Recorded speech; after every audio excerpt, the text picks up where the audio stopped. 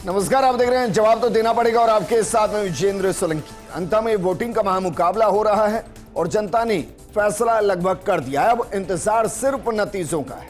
कौन जीतेगा, रण किसका चलेगा दांव, ये सवाल अब हर सियासी चौपाल पर गूंज रहा है। बीजेपी और कांग्रेस दोनों ने पूरी ताकत झोंकी। वादों के शेर और प्रचार के बीच जनता ने किसे चुना, ये अब ईवीएम में बंद हो चुका है। अंता का ये उपचुनाव सिर्फ एक सीट की लड़ाई नहीं, ये राजस्थान की सियासत का संकेत भी माना जा रहा है, क्योंकि यहां की जीत बताएगी जनता किसके संग है और आने वाले चुनाव में किसका पलड़ा भारी रह सकता है। तो चलिए शुरू करते हैं अंता का घमासान, जहां फैसला जनता ने दिया है और सियासत अब सांसें थामे इंतजार कर रही है।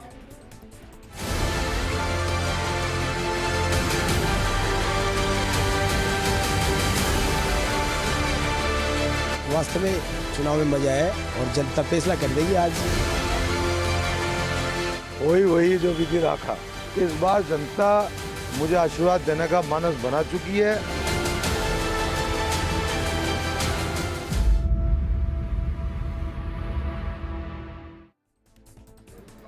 क्या वाकई में अंता का चुनाव और उस चुनाव का परिणाम प्रदेश की सियासत की रूपरेखा को तय करते हुए भविष्य की तरफ लेकर जाएगा? कई नेताओं का क्या करियर पूर्ण विराम की तरफ जाएगा और कईयों को क्या अगले 15 साल के लिए सियासी बेनिफिट होगा? क्या वाकई में एक बाई इलेक्शन इतना कुछ तय कर सकता है? इस पर बात करने के लिए हमारे साथ मौजूद हैं कांग्रेस प्रवक्ता प्रतीक सिंह जी और राजनीतिक विश्लेषक सुभाष शर्मा जी। शुरुआत प्रतीक आपके साथ। अंता का जो वोटिंग परसेंटेज है, जो इलेक्शन है, उस पर कांग्रेस का जो कैलकुलेशन है वो क्या कह रहा है? भाई, जिस तरीके के मुद्दे लेकर के जो सरकार की 2 साल की विफलता रही है वो लेकर के हम जनता के बीच में गए थे और जनता ने हमें भर भर के आशीर्वाद दिए है। आप देखिएगा, जब 14 तारीख को मतपेटियां खुलेगी, जब ईवीएम की मशीनों से जब रिजल्ट आएगा, तो अंता का चुनाव जो होगा वो चौंकाने वाला होगा और कांग्रेस के पक्ष में होगा। और मोरपाल सुमन जो बीजेपी के कैंडिडेट है, मुझे लग रहा है वो दूसरे नहीं, वो तीसरे नंबर पे जाते हुए नजर आ रहे हैं। इसीलिए खुद वसुंधरा राजे जी को और मुख्यमंत्री जी को वहां पे मोर्चा संभालना पड़ा, खुद वहां पे जाके रहना पड़ा। लेकिन जिस हिसाब से आपने देखा होगा कि वसुंधरा जी मुख्यमंत्री की मौजूदगी में अंता के अंदर जो कमियां थी वो भी गिनाती हुई नजर आई। वो कह रहे थे कि बसें जो हैं, सरकारी बसें हैं, वो अंता शहर के अंदर आती नहीं है। भाई, 2 साल से उन्हीं की सरकार है, 2 साल से उन्हीं का विधायक था, तो क्यों नहीं आ रही है? उससे पहले आपने देखा था वो जो किसानों की जो फसल के लिए था, तब भी वसुंधरा जी कह रही थी कि आपको जो तहसीलदार है वो बेवकूफ़ बना रहे हैं, उनकी बातों में मत आइए और किसानों को उचित मुआवजा नहीं मिल रहा है। तो मुझे लगता है चाहे स्कूल के गिरने की घटना हो, चाहे किसानों की घटना हो, चाहे अतिवृष्टि के अंदर लोग मरे हों, हर एक मुद्दे को लेकर के जनता ने वोट किया है और कांग्रेस के पक्ष में 14 तारीख को रिजल्ट आएगा। 2 सवाल प्रतीक मेरे, क्योंकि मैं जिज्ञासु के तौर पर ये सवाल कर रहा हूं। पहला तो ये, इस बार प्रॉपर पूरी लिस्ट मिल गई थी वोटर्स की या नहीं मिली थी इस इलेक्शन में? देखिए, इसी इलेक्शन की जो वोटिंग लिस्ट है वो 1 या 2 महीने बाद फाइनल, 1 या 2 महीने पहले चुनाव से तब फाइनल लिस्ट देते हैं, तो वो तो मिल ही गई थी। लेकिन मिलान के लिए जो आज भी कांग्रेस पार्टी मांग रही है कि आप इलेक्ट्रॉनिक मशीन रीडेबल डेटा दीजिए, वो तो आज तक नहीं मिला है। नहीं, लेकिन आपको पर्चियां भी तो मिल गई होंगी ना 24 घंटे 48 घंटे पहले। हमने तो किस बीएलओ, किस पोलिंग बूथ पर कितने वोटर्स हैं, उनके नाम क्या है, उनका पता क्या है, उनकी उम्र क्या है, ये सब मिल गया होगा। बिल्कुल मिल गया था, मिल गया था। हमने तो कभी ये बोला ही नहीं कि हमें नहीं मिल गया था ना, मैं कंफर्म कर रहा हूं, बस मिल गया ना। सुबह सुबह जो ईवीएम को लेकर डेमो हुआ होगा, उस पर भी आपके बीएलओ ने सिग्नेचर किए होंगे, वहां भी सारी सही चीजें मिली, वहां कोई त्रुटि तो नहीं मिली किसी ईवीएम में? अभी तक तो कोई शिकायत आई नहीं है, अगर आएगी तो आपको बताएंगे। मतलब नहीं है ना अभी तक? अभी तक कंफर्म करना चाह रहा हूं, बस ऐसे ही कंफर्म कर रहा हूं। 5 बजे तक, मैं भी आपको 5 बजे तक की बात ये बता रहा हूं। अभी तक मैं आपको, हमारे पास अभी तक किसी ईवीएम में कोई गड़बड़ी नहीं आई है, तो बताएंगे। हाँ, कोई गड़बड़ी नहीं है अभी तक ईवीएम में, कोई गड़बड़ी नहीं है ना। हाँ, और जितनी भी ईवीएम इस्तेमाल हुई है उन सबके डेमो के बाद आपके बीएलओ ने सिग्नेचर किए हैं कि हाँ ये सही है, बिल्कुल किए, यहां तक कोई कंफ्यूजन नहीं है। तो मतलब मानू कि 5 बजे तक कोई वोट चोरी नहीं हुई अंता में? हाँ प्रतीक, मैं आपकी बात ही पे आ रहा हूँ। आप जो कंफर्म है नहीं, आपकी बात पे आ रहा हूँ, आप जो कहना चाह रहे हैं। हमने जब वोट चोरी का आरोप लगाया तो ईवीएम का नाम लिया था क्या? अभी नहीं, मैं तो सब कुछ ही कह रहा हूँ भाई। मतलब आपके पास लिस्ट भी आ गई है, पर्चियां भी आ गई हैं, सारी ईवीएम भी चेक हो गई हैं, उनका डेमो भी हो गया। नहीं, आप गलत ट्रैक पे जा रहे हैं। सिग्नेचर भी कर दिए। मैं तो अभी बोला नहीं है, कंफर्म है ना? मशीन रीडेबल डेटा नहीं आया है, मशीन रीडेबल डेटा नहीं आया है। हम मांग तो मशीन रीडेबल डेटा रहे हैं। इलेक्शन कमीशन की इस पूरी प्रक्रिया में अभी तक आप संतुष्ट है ना? नहीं है ना, हम तो बोल रहे हैं मशीन रीडेबल डेटा नहीं आया। अरे फिर पूछ रहा हूं मैं, आपने बोला वोटिंग लिस्ट आ गई, मैं बोल रहा हूं मशीन रीडेबल डेटा नहीं आया। वो आप क्या दे होता है? दीजिए। मशीन रीडेबल डेटा होता है जिसको मशीन रीड कर सके, जो पीडीएफ पकड़ा देते हैं ना, हार्ड कॉपी निकाल लो और घूमते फिरो। उसको छोड़िए, एक पोलिंग बूथ पर 900 से 1200 ही वोट है। विजेंद्र भाई, नहीं है। विजेंद्र भाई सुनिए, बीएलओ को सब पता है। मैं बता रहा हूं, मैं कुछ चीजें कंफर्म करना चाह रहा हूं, क्योंकि क्या होता है कि जब परिणाम आते हैं ना, फिर पूरी की पूरी डिबेट डिरेल होती है। मैं कंफर्म करना चाह रहा हूं बस। तो मतलब ये हुआ कि 1 महीने पहले कांग्रेस को अंता की पूरी वोटर लिस्ट मिल गई। हार्ड कॉपी आप कंफर्म कर रहे हैं? हार्ड कॉपी मिल गई ना? Machine readable. अरे भाई मिल गई या नहीं? कंफर्म करिए ना। हार्ड कॉपी आपको मिल गई तो है, ठीक है? आपको हार्ड कॉपी मिल गई, जो आज से 20 साल बाद भी संभाल कर रखेंगे तो वो सेफ रहेगी। ये ठीक है। आपको 24-48 घंटे पहले पर्चियां भी मिल गई है हर पोलिंग बूथ की, ये भी कंफर्म कर रहे हैं आप ये भी कंफर्म कर रहे हैं कि हर पोलिंग बूथ पर जितनी भी ईवीएम थी वो डेमो के अंदर, सुबह जिसे मॉक पोल कहते हैं, उसके अंदर सारी सही मिली। ये भी आप कंफर्म कर रहे हैं? ऐसा हाँ, 5 बजे तक के लिए कंफर्म कर रहे हैं आप। बिल्कुल। आप ये भी कंफर्म कर रहे हैं कि सारी ईवीएम के मॉक पोल के अंदर सबने, आपके बीएलओ ने कंफर्म करके सिग्नेचर भी कर दिया कि ईवीएम सही है। यहां तक ठीक है? बिल्कुल। मतलब अभी तक कोई वोट चोरी हुई नहीं है, कोई फर्जीवाड़ा नहीं हुआ, ये कंफर्म कर रहे हैं आप 5 बजे तक। चलिए ठीक है। सुभाष शर्मा जी, मैं ये इसलिए कंफर्म कर रहा हूं सर, क्योंकि वो कह रहे हैं कि भाई ईवीएम खुलेगी तो कांग्रेस के पक्ष में वोट आएगा। अब मैं तो कह रहा हूं कि भाई किसी के पक्ष में आए, लेकिन मान लीजिए एक बार के लिए कि अगर जो कह रहे हैं वो ना हो, तो कम से कम ये तसल्ली तो रही ना कि भाई ईवीएम गड़बड़ नहीं है, ईवीएम के अंदर जो मॉक पोल हुआ उसमें गड़बड़ नहीं है, जो पर्चियां दे दी गई उसमें भी गड़बड़ नहीं थी। इसका मतलब फिर जनता ने सही चुना है। वो कंफ्यूजन कम से कम आज ही खत्म हो जाए। नहीं, देखिए, ये जो नैरेटिव है कांग्रेस का, ये 2014 में इंट्रोड्यूस हुआ, जिसमें ईवीएम को दोषी ठहराया गया। अदरवाइज आज तक के जो इलेक्शंस हुए हैं इससे पहले, उनमें कभी इलेक्शन प्रोसेस को लेकर, रिगिंग को लेकर कोई खास आरोप लगते हुए दिखाई नहीं थे। जम्मू कश्मीर में एक बार हुआ था रिगिंग का मामला, कोई ज़माने में यूपी में हुआ था, और कुछ छुटपुट घटनाएं जो थी वो कॉन्स्टिट्यूंसी वाइज, स्टेट वाइज सुनने को आती थी, लेकिन एज ए होल ऐसा कभी सुनने को नहीं मिला भारतीय चुनाव प्रणाली में, हमारे जनरल इलेक्शंस में, कि कोई ये आरोप लगा दे कि साहब चुनाव में गड़बड़ी हो गई इसलिए भारतीय जनता पार्टी हार गई या इसलिए कांग्रेस हार गई। ऐसा नहीं। 2014 के बाद ये नैरेटिव साफ तौर पे सुनाई दिया, जिसमें कांग्रेस के खास तौर पर लीडर्स ने इस पर आरोप लगाए। लेकिन कांग्रेस लीडर्स की ये बात फ्यूटाइल इसलिए हो गई और लोगों के गले नहीं उतरी, क्योंकि जहां कांग्रेस जीती, जिन असेंबली इलेक्शंस में कांग्रेस जीती, वहां कांग्रेस ने उस चुनाव रिजल्ट को स्वीकार कर लिया।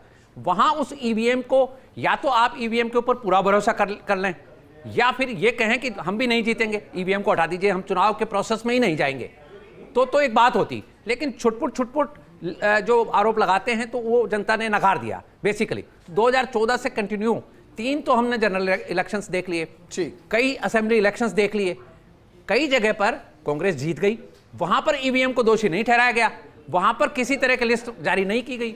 लेकिन अब आप जो इनसे कांग्रेस प्रवक्ता से मैं बस कंफर्म कर रहा हूं सर, क्या होता है फिर जिस दिन परिणाम आता है ना, उस दिन एक लंबा चौड़ा वक्त इसी में निकल जाता है। तो बस कंफर्म ही कर रहा हूं। तो आपने जो सवाल जवाब अभी कर रहे थे, उसका जो आपका मोटिव है, वो मोटिव कांग्रेस प्रवक्ता ने तो बता दिया। लेकिन मान लीजिए कि पहले से ही घोषणा है कि कांग्रेस जीत रही है, और मान लीजिए कांग्रेस हार जाती है, तो इसमें फिर चुनाव की प्रणाली को दोषी ठहराना या ईवीएम को दोषी ठहराना। भाई मैं इसीलिए आज ये प्रोग्राम करके कंफर्म ही कर रहा हूं, ताकि मेरे पास हो कि भाई देखिए उस दिन तो कोई प्रॉब्लम थी नहीं। इनसे ये पूछें कि फिर यदि जीत जाएंगे तो क्या ईवीएम सही थी क्या? नंबर 1। नंबर 2, आप अंता विधानसभा को लेकर यदि रिजल्ट में कांग्रेस को लगता है कि कोई उलटफेर हो गया है, तो भाई पहले ही आप देख लो, पहले ही आप जाकर वहां मौके पर देख लो कि कहीं कोई गड़बड़ी चल रही है क्या, क्योंकि आपके भी कार्यकर्ता कम नहीं है, आपके भी चुनाव जो इलेक्शन एजेंट्स हैं वो सब देख रहे हैं। बाद में इस तरह को, इस चीज को लाना, तो इसमें क्या जनता में एक अविश्वास, इसमें हो क्या रहा है कि ये जो नैरेटिव है क्यों लाया जाता है? किसी भी देश की जो इंस्टीट्यूशंस हैं, जो इदारे हैं, उनको हम यदि आड़े हाथों लेते हैं तो एक अविश्वास का माहौल पैदा करने की, ये आज से नहीं, पुराने जमानों से, पुराने टाइम से, यानी प्रिंसली स्टेट्स के जमानों से भी पहले, जब मुगल्स आए, मुगल्स के पहले गुलाम आए, तो इन्होंने भी ऐसा ही काम किया कि कल्चरल डैमेज करने के लिए इंस्टीट्यूशंस को, पंडितों को, मंदिरों को बदनाम करो तो वो डिफ्यूज हो जाएंगे, फुटाइल हो जाएंगे, तो हमारी चलाएगी। इसी तरह का एक सिस्टम बना है, और चाहे वो सत्ता के लिए, कुर्सी के लिए कोई भी सिस्टम आए, चाहे बिल्कुल वैसे ही है। जैसे सर दो, मैं ऐसे ही 2 एक पॉपुलर लाइन पढ़ देता हूं, इनके इन डेप्थ कोई गया नहीं कभी, जैसे हवस का पुजारी, हाँ। गुनाहों का देवता। Yes। अब ना तो गुनाह हिंदी का शब्द है और ना ही हवस हिंदी का शब्द, दोनों उर्दू के हैं, लेकिन जोड़ दिया गया किसको? देवता को और पुजारी को। हाँ। तो ये एक नैरेटिव तो हमेशा से रहे हैं, लेकिन मैं उस पर नहीं जा रहा हूं। लक्ष्मीकांत भारद्वाज जी हमारे साथ जुड़ गए हैं बीजेपी से। लक्ष्मीकांत जी, मैंने डिबेट को इस तरीके से शुरू किया कि भाई पहले तय कर लेते हैं, क्योंकि 5 बजे तक वोटिंग हो गई है। अब ये ना हो कि भाई कहीं ईवीएम में गड़बड़ी है तो आज ही पता चल जाए, कहीं अगर कोई फर्जी वोटर है तो भी आज ही पता चल जाए, अगर वोटर लिस्ट में कोई प्रॉब्लम है तो भी आज ही पता चल जाए। ऐसा ना हो ना कि फिर जब परिणाम आए उसके बाद ये सारी चीजें नजर आए। अच्छी बात यह कि प्रतीक भाई ने कंफर्म कर दिया कि 5 बजे तक ना तो ईवीएम में कोई दिक्कत थी, ना जो वहां बीएलओ थे उनकी पर्चियों में कोई अभी तक शिकायत आई है, ना जो उनको हार्ड कॉपी दी गई उसमें वो कुछ ढूंढ पाए हैं, और जितने मॉक पोल सुबह सुबह हो गए हैं उसमें भी कुछ प्रॉब्लम नहीं है, सब बीएलओ ने बाकायदा सिग्नेचर कर दी है। तो ये अच्छी बात है। देखिए विजेंद्र भाई, ईवीएम में तो कभी कोई प्रॉब्लम नहीं थी, चाहे बीजेपी चुनाव हारी हो चाहे कांग्रेस पार्टी चुनाव हारी हो। अपनी लीडरशिप को बचाने के लिए और अपने नेतृत्व को बचाने के लिए हमेशा कांग्रेस पार्टी इस तरह का रूमर फैलाती है। और आप कभी भी देखिएगा कि जैसे जैसे अभी बिहार का आपको उदाहरण देखा होगा आपने, बिहार का चुनाव चल रहा है और एक सिपुआ बीच में लेकर आए, क्योंकि उनको पता लग रहा था कि बिहार हम हार रहे हैं।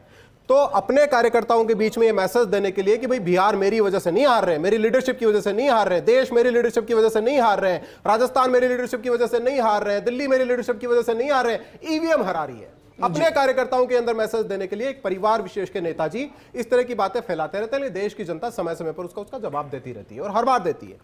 देखिए, मैं क्योंकि आपने ईवीएम की चर्चा की है इसलिए इसके बारे में थोड़ा सा आपको बता रहा हूं कि आपको 2013 में राजस्थान की विधानसभा का चुनाव, दिल्ली विधानसभा का चुनाव, छत्तीसगढ़ विधानसभा का चुनाव, मध्य प्रदेश की विधानसभा का चुनाव याद होगा, जो कि 2014 के लोकसभा के 6 महीने पहले हुआ था। उस वक्त संयोग से राजस्थान और दिल्ली में कांग्रेस पार्टी की सरकार थी और केंद्र में भी कांग्रेस पार्टी की सरकार थी। मध्य प्रदेश और छत्तीसगढ़ में भारतीय जनता पार्टी की सरकारें थी, लेकिन केंद्र में कांग्रेस पार्टी की सरकारें थी।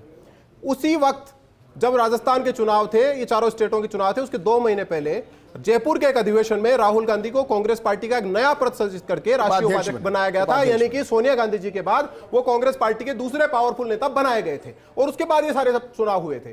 तो जब चुनाव हुए तो राजस्थान का चुनाव परिणाम आया, जहां कांग्रेस पार्टी की राज्य में भी सरकार थी और केंद्र में भी सरकार थी। 163 सीटें भारतीय जनता पार्टी जीती और 21 सीटें कांग्रेस पार्टी जीती। दिल्ली विधानसभा का चुनाव परिणाम आया, लगातार 3 सालों तक पूर्ण बहुमत की सरकार चलाने वाली कांग्रेस दिल्ली में 8 सीटों पर सिमट गई। मध्य प्रदेश में क्या बुरा हाल हुआ, छत्तीसगढ़ में क्या बुरा हाल हुआ, किसी से छुपा हुआ नहीं। केंद्र में भी आपकी सरकार है, राज्य में भी आपकी सरकार है, ईवीएम हैक हो गई। तो फिर आप क्या कर रहे थे? ये जो ड्रामा करते हो ना आप, यही जनता के बीच में आपकी मखौल का कारण बनता है और उसी के कारण आपकी दशा है। देखिए, बहुत सारे उदाहरण हैं। जब भारतीय जनता राजस्थान का चुनाव हारे ना 2018 में, हमारे एक छोटे से कार्यकर्ता से लेकर मुख्यमंत्री तक के किसी व्यक्ति ने यह कहा कि हम ईवीएम के कारण चुनाव हारे।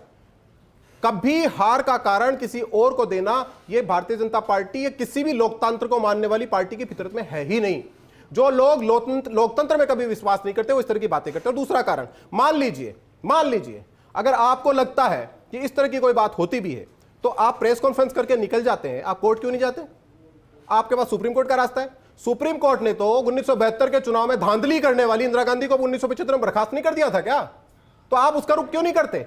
क्योंकि वहां आप जाओगे तो आपकी चोरी पकड़ी जाएगी, इसलिए आप इस तरह की नोटंकी वहां जाकर नहीं करते, प्रेस के सामने आकर करते हो और प्रेस के भी सवालों का जवाब नहीं देते। आपके मुताबिक सवाल है उसका जवाब देते हो, जो आपके मुताबिक नहीं है उनका सवाल का जवाब आप नहीं देते। अब अंता पर वापस आता हूं। मैं तो सिर्फ इसलिए किया कि भाई जब जिस दिन परिणाम आ रहा हो उस दिन पहले आधे 1 घंटे इसमें खराब ना हो जाए कि ईवीएम में गड़बड़ी थी, यहाँ फर्जी वोट डल गया, यहाँ ये हो गया। मैं बस इसलिए कंफर्म कर रहा था। अब आते हैं अंता के चुनाव पर। जो अभी तक का वोटिंग परसेंटेज है, लक्ष्मीकांत भारद्वाज जी, वो बीजेपी के एनालिसिस के हिसाब से क्या कह रहा है? देखिए, राजस्थान में अभी चुनाव हुए अंता के उपचुनाव, और उसके पहले भी आपको याद होगा कि पिछले वर्ष हमारे यहाँ 7 विधानसभाओं के उपचुनाव हुए थे और उन 7 में से कांग्रेस पार्टी के पास 4 सीटें थी, 2 सीटें उनके सहयोगी दलों के पास थी, भारतीय जनता पार्टी के पास 1 सीट थी। जब चुनाव परिणाम आया तो हमारे पास 5 सीटें हो गई, कांग्रेस पार्टी के पास 1 सीट हो गई और उनके सहयोगी दल के पास 1 सीट हो गई। तब भी कांग्रेस पार्टी के नेता बड़े बड़े बातें कर रहे थे, तौलिया हिला रहे थे, नृत्य कर रहे थे और कह रहे थे कि हम चुनाव जीतेंगे। लेकिन जो चुनाव परिणाम राजस्थान की जनता ने दिया वो सबके सामने है, और इसलिए सामने है क्योंकि राजस्थान की सरकार ने पिछले 2 वर्षों में जो काम किए हैं मुख्यमंत्री भजनलाल शर्मा जी के नेतृत्व में, उसको राजस्थान की जनता बहुत करीब से देख रही है। और वही अंता में होगा कि जो राजस्थान के लिए मुख्यमंत्री भजनलाल शर्मा जी ने और उनकी सरकार ने काम किए हैं राजस्थान की आम जनता के लिए, उसको महसूस करती है जनता और वो परिणाम देती है चुनावों में। और जो मैं अभी तो अंता का अकेला चुनाव है, जब मैं पिछले वर्ष की बात करूंगा कि राजस्थान के हर हिस्से में चुनाव था, वो जो 7 सीटों पे चुनाव था, राजस्थान के लगभग हर संभाग में था वो, और उसका चुनाव परिणाम बता रहा था कि राजस्थान की जनता सरकार को पसंद करती है। और जब अंता का चुनाव का परिणाम आएगा तब भी सरकार के कामकाज पे मुहर लगेगी। कांग्रेस, मैं जाकर आया हूं अंता, मैं आपको बता रहा हूं कि मैं वहां जाकर आया हूं, और वहां जब मैंने लोगों से बात की है, वहां नीचे जाकर लोगों से बात की तो महसूस की कांग्रेस पार्टी की जमीन पर है ही नहीं, कोई बात करने को तैयार नहीं कांग्रेस के नाम पर। भारतीय जनता पार्टी एक तरफा चुनाव जीत रही है। ये तो खैर अगर मैं चुनाव का प्रतीक भाई परिणाम- से बात करूं वो कहेंगे कि बीजेपी जमीन पर नहीं दिखाई दे रही है, तो एक राजनीतिक विश्लेषण हो गया। लेकिन फिर भी पता लग जाएगा जो ना मैं सर। सवाल कर रहा हूं भाई, क्योंकि अब तो लगभग वोट डल चुके हैं और जो अब इस वक्त अंदर होंगे सिर्फ वही वोट डाल पाएंगे, तो बहुत ज्यादा फर्क इससे नहीं पड़ रहा है कि हम यहाँ क्या बात करेंगे, क्योंकि वो अंदर तो उसको सुन नहीं पाएंगे। मेरा सवाल एक और है भाई, नरेश मीणा वहां पर खड़ा हुआ, अब क्योंकि मुख्यमंत्री वहां गए, पूर्व मुख्यमंत्री ने 2 रोड शो किए मुख्यमंत्री के साथ, अध्यक्ष वहां पर थे, तमाम मंत्री वहां पर थे, कोई खास वजह रही कि किरोड़ीलाल मीणा जी वहां नहीं गए? दूसरा, जो धाकड़ कम्युनिटी के अंदर एक मैसेज था, आप जानते हैं बखूबी मैं किस बारे में जिक्र कर रहा हूं, उसको हमने कैसे कंट्रोल किया है, क्योंकि वो कोर वोटर हैं, जो बीजेपी के कोर वोटर रहे हैं। क्या वहां कोई डैमेज हुआ इस पर? देखिए, भारतीय जनता पार्टी में 200 नेता ऐसे हैं राजस्थान प्रदेश में जिनकी अपनी साख है, मतलब जो बड़े नेता हैं। अब उन 200 के 200 तो अंता नहीं गए, जिनको पार्टी ने वहां भेजा, जिनको चुनाव की जिम्मेदारी दी, किसी को जयपुर बैठ के जिम्मेदारी दी, किसी को कोटा बैठ के जिम्मेदारी दी, किसी को अंता भेज के दी, किसी को 12 में बैठा के दी, तो पार्टी की अपनी स्ट्रेटजी है। किस नेता का उपयोग कहां पर करना है तो पार्टी तय करेगी ना। जो पार्टी ने तय किया कि कौन नेता कहां पर बैठ के काम करेगा, वो उसी निर्देश की पालना करते हुए काम कर रहा है भारतीय जनता पार्टी में। लेकिन सवाल यह है कि वहां भारतीय जनता पार्टी एकजुट दिखी, सारे के सारे नेता जो वहां पे लगे हुए थे वो एक तरीके से प्रचार करते हुए, एक तरीके से भारतीय जनता पार्टी के प्रत्याशी के लिए वोट मांगते हुए दिखे। लेकिन कांग्रेस पार्टी के नेता विपक्ष में होते हुए भी, कोई स्थिति राजस्थान में होने भी होते हुए भी वहां कोई नहीं दिखे। आप वहां पर जाकर देखेंगे तो सचिन पायलट अलग जाकर आए, वहां पर डोटासरा जी अलग अल्पार रहे थे, डोटासरा जी की और जो अपने जो प्रभारी है कांग्रेस पार्टी के रंधावा जी, उनकी सभाओं का तो दृश्य देखा ना आपने, मंच पे उतने लोग बैठे थे इतने सामने लोग नहीं बैठे थे। तो जनता बता रही है ना आपको, वहीं पर परिणाम दे रही है ना, तो बताने के लिए काफी है कि मुख्यमंत्री का, ठीक है, लेकिन हार और जीत जो है वो भाषण से ये तो तय हो सकता है कि वोट आने या नहीं आने, लेकिन वोट मैं आप माने या ना माने, या मैं मानूं या ना मानूं, इससे बहुत फर्क नहीं पड़ता, लेकिन एक कास्ट का बहुत फर्क पड़ता है। तो कुछ कैलकुलेशन तो की होगी ना कि भाई वहां पर टोटल इतने वोट है, 2 लाख से ज्यादा वोट हैं, इस कम्युनिटी के इतने हैं, इस कम्युनिटी के इतने हैं, ये कोर वोटर उधर की तरफ जाएंगे, तो उस कैलकुलेशन में हम कितने वोटों से जीत रहे हैं और वो कैसे जीत रहे हैं? देखिए विजेंद्र जी, राजनीति में भाई आ रहा हूं मैं जो चुनाव लड़े जाते हैं, वो जीतने के लिए लड़े जाते हैं। आप टेंशन मत लीजिए, डिबेट भी लंबी रहेगी, कोई बात नहीं, आप भी इतना ही चुनाव जो लड़े जाते हैं वो जीतने के लिए लड़े जाते हैं, और कोई भी पार्टी उसके लिए अपनी अपनी स्ट्रेटजी बनाती है। भारतीय जनता पार्टी ने अपनी स्ट्रेटजी बनाई है बड़ा चुनाव जीतने के लिए, जिस तरह हमने अभी आपको कहा कि वही तो पूछ रहा हूं, क्या कैलकुलेशन है हमारी? कैलकुलेशन साफ है, मैंने आपको पहले बोल चुका ना, मैं राजस्थान की जनता के लिए जो सरकार ने काम किए हैं उसको जनता स्वीकार कर रही है, और हर समुदाय का वोट भारतीय जनता पार्टी को पड़ रहा है। ऐसा कोई व्यक्ति नहीं जो भारतीय जनता पार्टी को वोट नहीं देना चाहता, ऐसी कोई जाति का व्यक्ति नहीं है। तो सब जातियों का समर्थन हुआ भारतीय जनता पार्टी के पक्ष में है, और हर जाति के वोट मिल रहे हैं। प्रतीक, आपने कैलकुलेशन की होगी, कांग्रेस ने की होगी कि भाई पिछले चुनाव में हम इतने मार्जिन से हारे थे, ये वोटर हमारा छिटका है, इस वोटर के लिए हमने जमीन पर जाकर ये काम किया है या उसको ये प्रोमिसेस किए हैं, हमारे कोर वोटर के तौर पर हम उस कैलकुलेशन को कैसे ले रहे हैं? विजेंद्र भाई, मेरे दोनों साथियों ने ईवीएम की बात की और ये कहा कि बीजेपी ने कभी भी ईवीएम पे सवाल नहीं उठाया, और जो सुभाष जी थे वो तो ये कह रहे थे कि 2014 से पहले ऐसी परिपाटी ही नहीं। लाल कृष्ण आडवाणी जी ने खूब यस बिल्कुल, ये एक किताब है, जीवीएल नरसिम्हा ने किताब लिखी थी, डेमोक्रेसी एट रिस्क, 2008 में किताब आई थी। इस किताब का जो प्रस्तावना है वो लाल कृष्ण आडवाणी ने बीजेपी का अध्यक्ष रहते हुए लिखी है। तो सबसे पहले जो ईवीएम पे सवाल उठाया था वो जीवीएल नरसिम्हा, जो इनके बीजेपी के सांसद और इनके जो पार्टी अध्यक्ष थे, वो तो ये हमको यहाँ पर ज्ञान ना पिलाएं यहाँ पर। दूसरी बात ये कह रहे थे कि 7 उपचुनाव हुए, ये 7 उपचुनाव तो इनको याद रहते हैं। सरकार बनी थी, सरकार बनने के साथ साथ एक मंत्री को शपथ दिलाई थी इन्होंने, सुरेंद्र पाल सिंह टीटी। क्या हालत हुई उनकी, मंत्री बनाने के बाद भी चुनाव हार गए। डबल इंजन की ट्रेन चली और उसके बाद में टीटी को उस ट्रेन से जनता ने उतार लिया। उसके बाद ये भूल गए, उसके बाद में लोकसभा के चुनाव हुए थे जहां कांग्रेस के पास 0 सीट थी और बीजेपी के पास थी 25। क्या हालत हुई उसके बाद में, 11 सीटें कांग्रेस और कांग्रेस के सहयोगियों ने जीती। तब फिर इनकी सरकार के कार्यकाल कहां चले गए थे या कामकाज कहां चले गए थे। आज मुख्यमंत्री जी को अंतर चुनावों के अंदर जाने की फुर्सत तो मिल गई, लेकिन झालावाड़ में जब स्कूल की छत के नीचे दबकर बच्चे मर गए थे तो क्या मुख्यमंत्री जी वहां गए? नहीं गए। वसुंधरा जी ने 2 बार, एक बार नहीं 2 बार इसी चुनाव के अंदर मुख्यमंत्री जी के सामने वहां की कमियां गिनाई हैं, वहां बोला है कि जो किसानों का जो खराबा हुआ है उसका उचित मुआवजा नहीं मिल रहा है। क्या मैं झूठ बोल रहा हूं? उसके बाद में उन्होंने मुख्यमंत्री जी को ये बोला कि अंता के अंदर बसें नहीं आती हैं, जनता को बहुत परेशानी होती है, इसका भी सोल्यूशन निकाला जाए। तो क्या झूठ बोला? अरे 2 साल से बीजेपी की सरकार है, 2 साल से बीजेपी के एमएलए थे वहां पे, मेरा फिर कौन से कामकाज हो गए? ये अलग इशू है भाई, इसलिए अलग इशू है क्योंकि डेवलपमेंट निरंतर प्रक्रिया है, उसमें कुछ काम होते हैं, कुछ बच जाते हैं, तभी तो इलेक्शन होते हैं भाई, तभी घोषणा पत्र बनते हैं। ऐसा थोड़ी ना कि 5 साल में सारा कार्यकाल आपकी डिबेट में ये प्रस्तावना बांधी गई कि कांग्रेस ने सबसे पहले ईवीएम पे सवाल उठाए जो सरासर झूठ था। सबसे पहला सवाल थोड़ा और पीछे लेकर चलते हैं, और पीछे लेकर चलते हैं। जब स्वर्गीय राजीव गांधी जी चुनाव हारे तो क्या कहा गया? क्या कहा कि भाई बैलेट पेपर से चुनाव नहीं होने चाहिए, धांधली होती है, ईवीएम से करेंगे। तो अब राहुल गांधी क्यों कह रहे हैं कि भाई ईवीएम से चुनाव नहीं होने चाहिए, बैलेट पेपर से? तो उस वक्त राजीव गांधी जी गलत थे या राहुल गांधी जी आज गलत? हाँ, मैं आपसे सवाल करता हूं, जब कंप्यूटर लेके आया गया था देश के अंदर तो अटल बिहारी वाजपेयी बैलगाड़ी से संसद गए थे, बोल रहे थे कि कंप्यूटर आ जाएंगे तो हमारे बच्चों की नौकरी चली जाएगी। तो क्या अटल बिहारी वाजपेयी जी सही थे कि गलत थे? बताइए। संसद से गए थे ना, याद है ना आपको? संसद गए थे बैलगाड़ी से। तो कंप्यूटर के आने से नौकरियां चली गई या कंप्यूटर के आने से नौकरियां आई है? बताइए। फिर सवाल कर लेता हूं भाई, बैलेट पेपर ज्यादा ठीक है क्योंकि या ईवीएम ठीक है? मैं तो बैलेट पेपर में वो भी दौर देखा है कि पेटियां के पेटियां गायब होती थी और बदल दी जाती थी। और कितने इलेक्शन का मैं परिणाम बताऊं जो ऑफिशियली ऑन रिकॉर्ड है कि ये सब कुछ घटा है।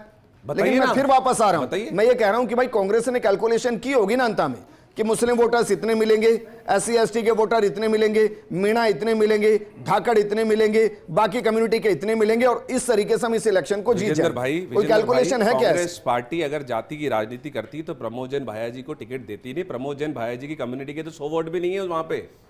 आप बता दीजिए हैं क्या वहां पे जैनी कम्युनिटी के हैं क्या? नहीं है। तो हमारे साथ तो सारे समाज हैं। और जब प्रमोद जैन भाया जी जब हारे तो बहुत मार्जिन से 2023 में 5000 वोटों से ही हारे थे।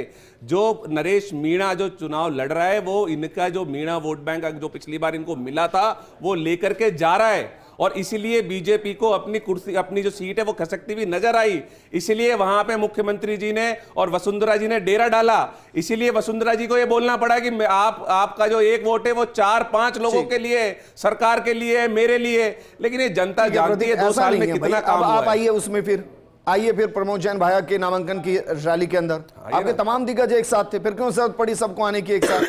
क्यों जरूरत पड़ी? हमारे आपके तमाम दिग्गज थे ना वहां पर, अगर इलेक्शन इतना ही आसान था तो। बिल्कुल। सुभाष शर्मा जी, मैं फिर कह रहा हूं क्योंकि कोई माने या ना माने मुझे बहुत फर्क नहीं पड़ता, लेकिन इलेक्शन वर्तमान में कैलकुलेशन का खेल है और वो जातिगत कैलकुलेशन है सीधे तौर पर। उसमें योजनाएं बहुत अलग इंपैक्ट डालती हैं। जैसे 2014 के इलेक्शन में एक एम्बिशन था, उसके आधार पर इलेक्शन हुआ और सब कुछ वाइप आउट हो गया एक तरीके से। लेकिन हर इलेक्शन ऐसा नहीं होता। तो अंता के अंदर अगर इंपैक्ट नरेश मीणा डालता है तो किसको डालेगा? और जो कोर वोट उसको पड़ेंगे, चाहे मैं कह रहा हूं वो 5000 या 7000 ही पड़े, तो वो किसके डैमेज होंगे और उससे कितना इंपैक्ट आएगा? राइट। तो सबसे पहले तो एक बात कि ईवीएम की मैं भी मेरी तरफ से क्लियर कर दूं कि आडवाणी जी ने जो कहा था ईवीएम लाया कौन? बेसिकली ईवीएम कांग्रेस नीति सरकारें लाई, नंबर 1। नंबर 2, राजीव गांधी की जहां तक बात है, कंप्यूटर का कोई इन्वेंशन राजीव गांधी ने नहीं किया है। कंप्यूटर कोई आविष्कार नहीं किया राजीव गांधी ने। ऐसा ईवीएम का भी इन्वेंशन नहीं किया है भाई, वो तो आउटसोर्स हुई है। थोड़ी बोला तो राजीव गांधी को ये जो टीका निकालते हो ना कांग्रेस वाले, ये राजीव गांधी कंप्यूटर लाए। अरे भाई कंप्यूटर तो ला चुके थे हमारे वहां। अटल जी ने विरोध क्यों किया था फिर? वो इनकी जाने, उनसे क्यों किया था अटल जी ने विरोध? वो आप बीजेपी वालों से पूछो। आप गलत इन्फॉर्मेशन दे रहे हैं ना। मैं ये कहूंगा कि राजीव गांधी कंप्यूटर नहीं लाए, राजीव गांधी ने उस तरफ सजगता दिखाई जो कोई भी पीएम होता उस वक्त का एडवाइजर्स मोबाइल राजीव गांधी थोड़ी इन्वेंशन करके लाए थे। तो कहने का मतलब ये है कि अभी ये बात है कि जैसे नरसिम्हा राव को एक श्रेय जाता है कि वो पॉलिसी चेंज थी, पॉलिसी चेंज का एक श्रेय है। तो राजीव गांधी को ये नहीं कि वो इन्वेंट कर लिया कंप्यूटर, ये हमेशा एक नारा, लाल बहादुर शास्त्री को जाता है हरित क्रांति के लिए। हाँ, तो ठीक है, वो सरकारें करती हैं, तत्काल समय की जरूरत के हिसाब से करती हैं। मैं अभी अंता की बात आपने कही नरेश मीणा के, जो खास तौर पर पूछना चाह रहे थे आप। देखिए, नरेश मीणा कांग्रेस से टिकट मांग रहे थे, तो बेसिकली वो कांग्रेस के कार्यकर्ता हैं, नंबर 1। नंबर 2, अभी के जो हालात हैं वहां पर जैसे कि कहा गया कि प्रमोद जैन भाया के कास्ट बेस नहीं है, तो अशोक गहलोत का भी कास्ट बेस राजस्थान में नहीं है। लेकिन अशोक गहलोत 3 बार मुख्यमंत्री रह चुके हैं। ये चुनावी जो गणित है इसको समझना बहुत अजीब सा मामला है। ये प्रमोद जैन भाया की जो चुनावी स्ट्रेटेजी है और चुनावी मशीन के लिए जो आवश्यक टूल हैं वो प्रमोद जैन भाई के पास में है। नहीं, लेकिन मैं अशोक जी के देखिए, क्योंकि उनके कार्यकाल बहुत अलग तरीके से रहे हैं, वेलफेयर के लिए उनको काफी अप्रिशिएट भी किया जाता है, लेकिन एक बार तो बरसरा मदेरणा जी का चेहरा था, फिर सीपी जोशी जी का चेहरा था, फिर सचिन पायलट जी का चेहरा था, मुख्यमंत्री वो तो ये जरूर बने कांग्रेस तीनों बार। पार्टी की पॉलिसी अभी बता भजन रहे हैं लाल जी का ना। चेहरा था क्या? अरे भाई बता रहे हैं ना, कांग्रेस पार्टी की पॉलिसी यही है कि वो कोई जातिगत आधार पर उस तरह का मामला नहीं है। अशोक गहलोत को जिस तरह से थरपा गया, प्रमोद जैन भाई की टिकट भी उसी तर्ज पर है, लेकिन प्रमोद जैन भाई के पास में जो प्लस पॉइंट है वो मैं जैसा कि बता रहा हूं, चुनाव जीतने का जो एक जिसको पैराडाइम कह सकते हो आप, वो उनको पता है। और अंता विधानसभा क्षेत्र में चूंकि बहुत भारी उपज वाला क्षेत्र है, फर्टाइल लैंड है और कृषि उपज मंडियों का बोलबाला है। अच्छा, फर्टाइल से याद है, इस बार फर्टिलाइजर बहुत पहुंचा है अंता में।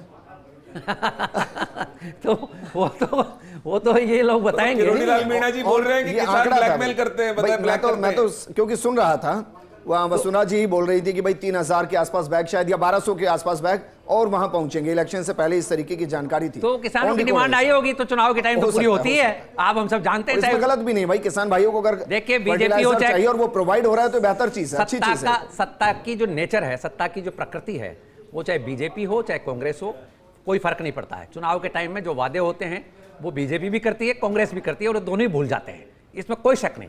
अंता की भूमि की बात कर लेते हैं। अंता की भूमि में कोई मुद्दा इस तरह का हावी इस चुनाव में दिखाई नहीं दे रहा, कोई विमर्श की बात नहीं है, कोई नैरेटिव इस तरह का नहीं चल रहा है। नंबर एक, ना कोई विकास की बात है, कोई विकास को लेकर जनता बहुत उत्साहित नहीं है।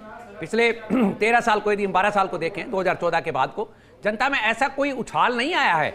एक मुद्दा जरूर है जिसको लेकर बीजेपी हमेशा अंदर खाने या बाहर खाने हिंदू मुस्लिम वाला जो करती है, वो जरूर अभी कल का कांड हुआ है, इसके बाद से क्या सीन बनेगा बिहार में भी हम देखेंगे। बात कर लेंगे, बस एक छोटे से ब्रेक के लिए यहां रुक रहे हैं क्योंकि वोटिंग लगभग खत्म हो चुकी है। वोटिंग परसेंटेज बहुत कुछ तय करेगा, लेकिन कुछ ऐसे फैक्टर होते हैं जिन पर वोट डालने के दौरान बातचीत नहीं हो सकती है, क्योंकि वोट डल चुका है तो अब बातचीत हो सकती है। खुलकर बातचीत करेंगे एक छोटे से ब्रेक के बाद। जल्द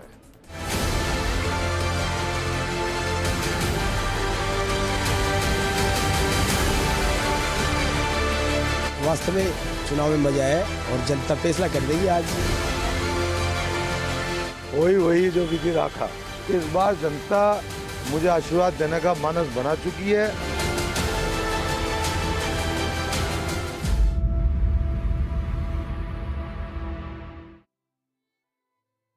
अंता की जनता ये तो सच है कि मानस बना चुकी है, ये भी सच है किसी एक की किस्मत में जीत लिख चुकी है, और ये भी सच है कि बाकी दो को नकार चुकी है। लेकिन ये जो एक की किस्मत है, जिसकी किस्मत में जीत लिखी गई है, ये कौन है, बस सवाल यही है। और इसी पर हम बात करें। लक्ष्मीकांत भारद्वाज जी हमारे साथ हैं, प्रतीक सिंह जी हमारे साथ हैं, सुभाष शर्मा जी हमारे साथ हैं। लक्ष्मीकांत जी, क्योंकि आप ये कह रहे हैं कि भाई भारी बहुमत से हम जीतेंगे, मैं उस कैलकुलेशन पर नजर रख रहा हूं जिसके हिसाब से जीतेंगे, लेकिन फिर भी आपको क्या लगता है अंता के अंदर वो 3-4 फैक्टर विकास के आपके हिसाब से, मान लें कि 2 साल का जो कार्यकाल है उसमें 2-3 फैक्टर क्या हैं जो घर घर पहुंच गए? देखिए, सरकार जब विकास के काम करती है तो नौकरियां देती है, पेपर लीक के ऊपर रोक लगाती है, भ्रष्टाचार के ऊपर रोक लगाती है, हमारे यहाँ पानी पहुंचाती है, ARCP लेकर आती है, यमुना जल समझौता लेकर आती है, तो एक गांव के लिए लेकर नहीं आती, वो पूरे प्रदेश के लिए करती है, पूरे प्रदेश में उसका प्रभाव होता है।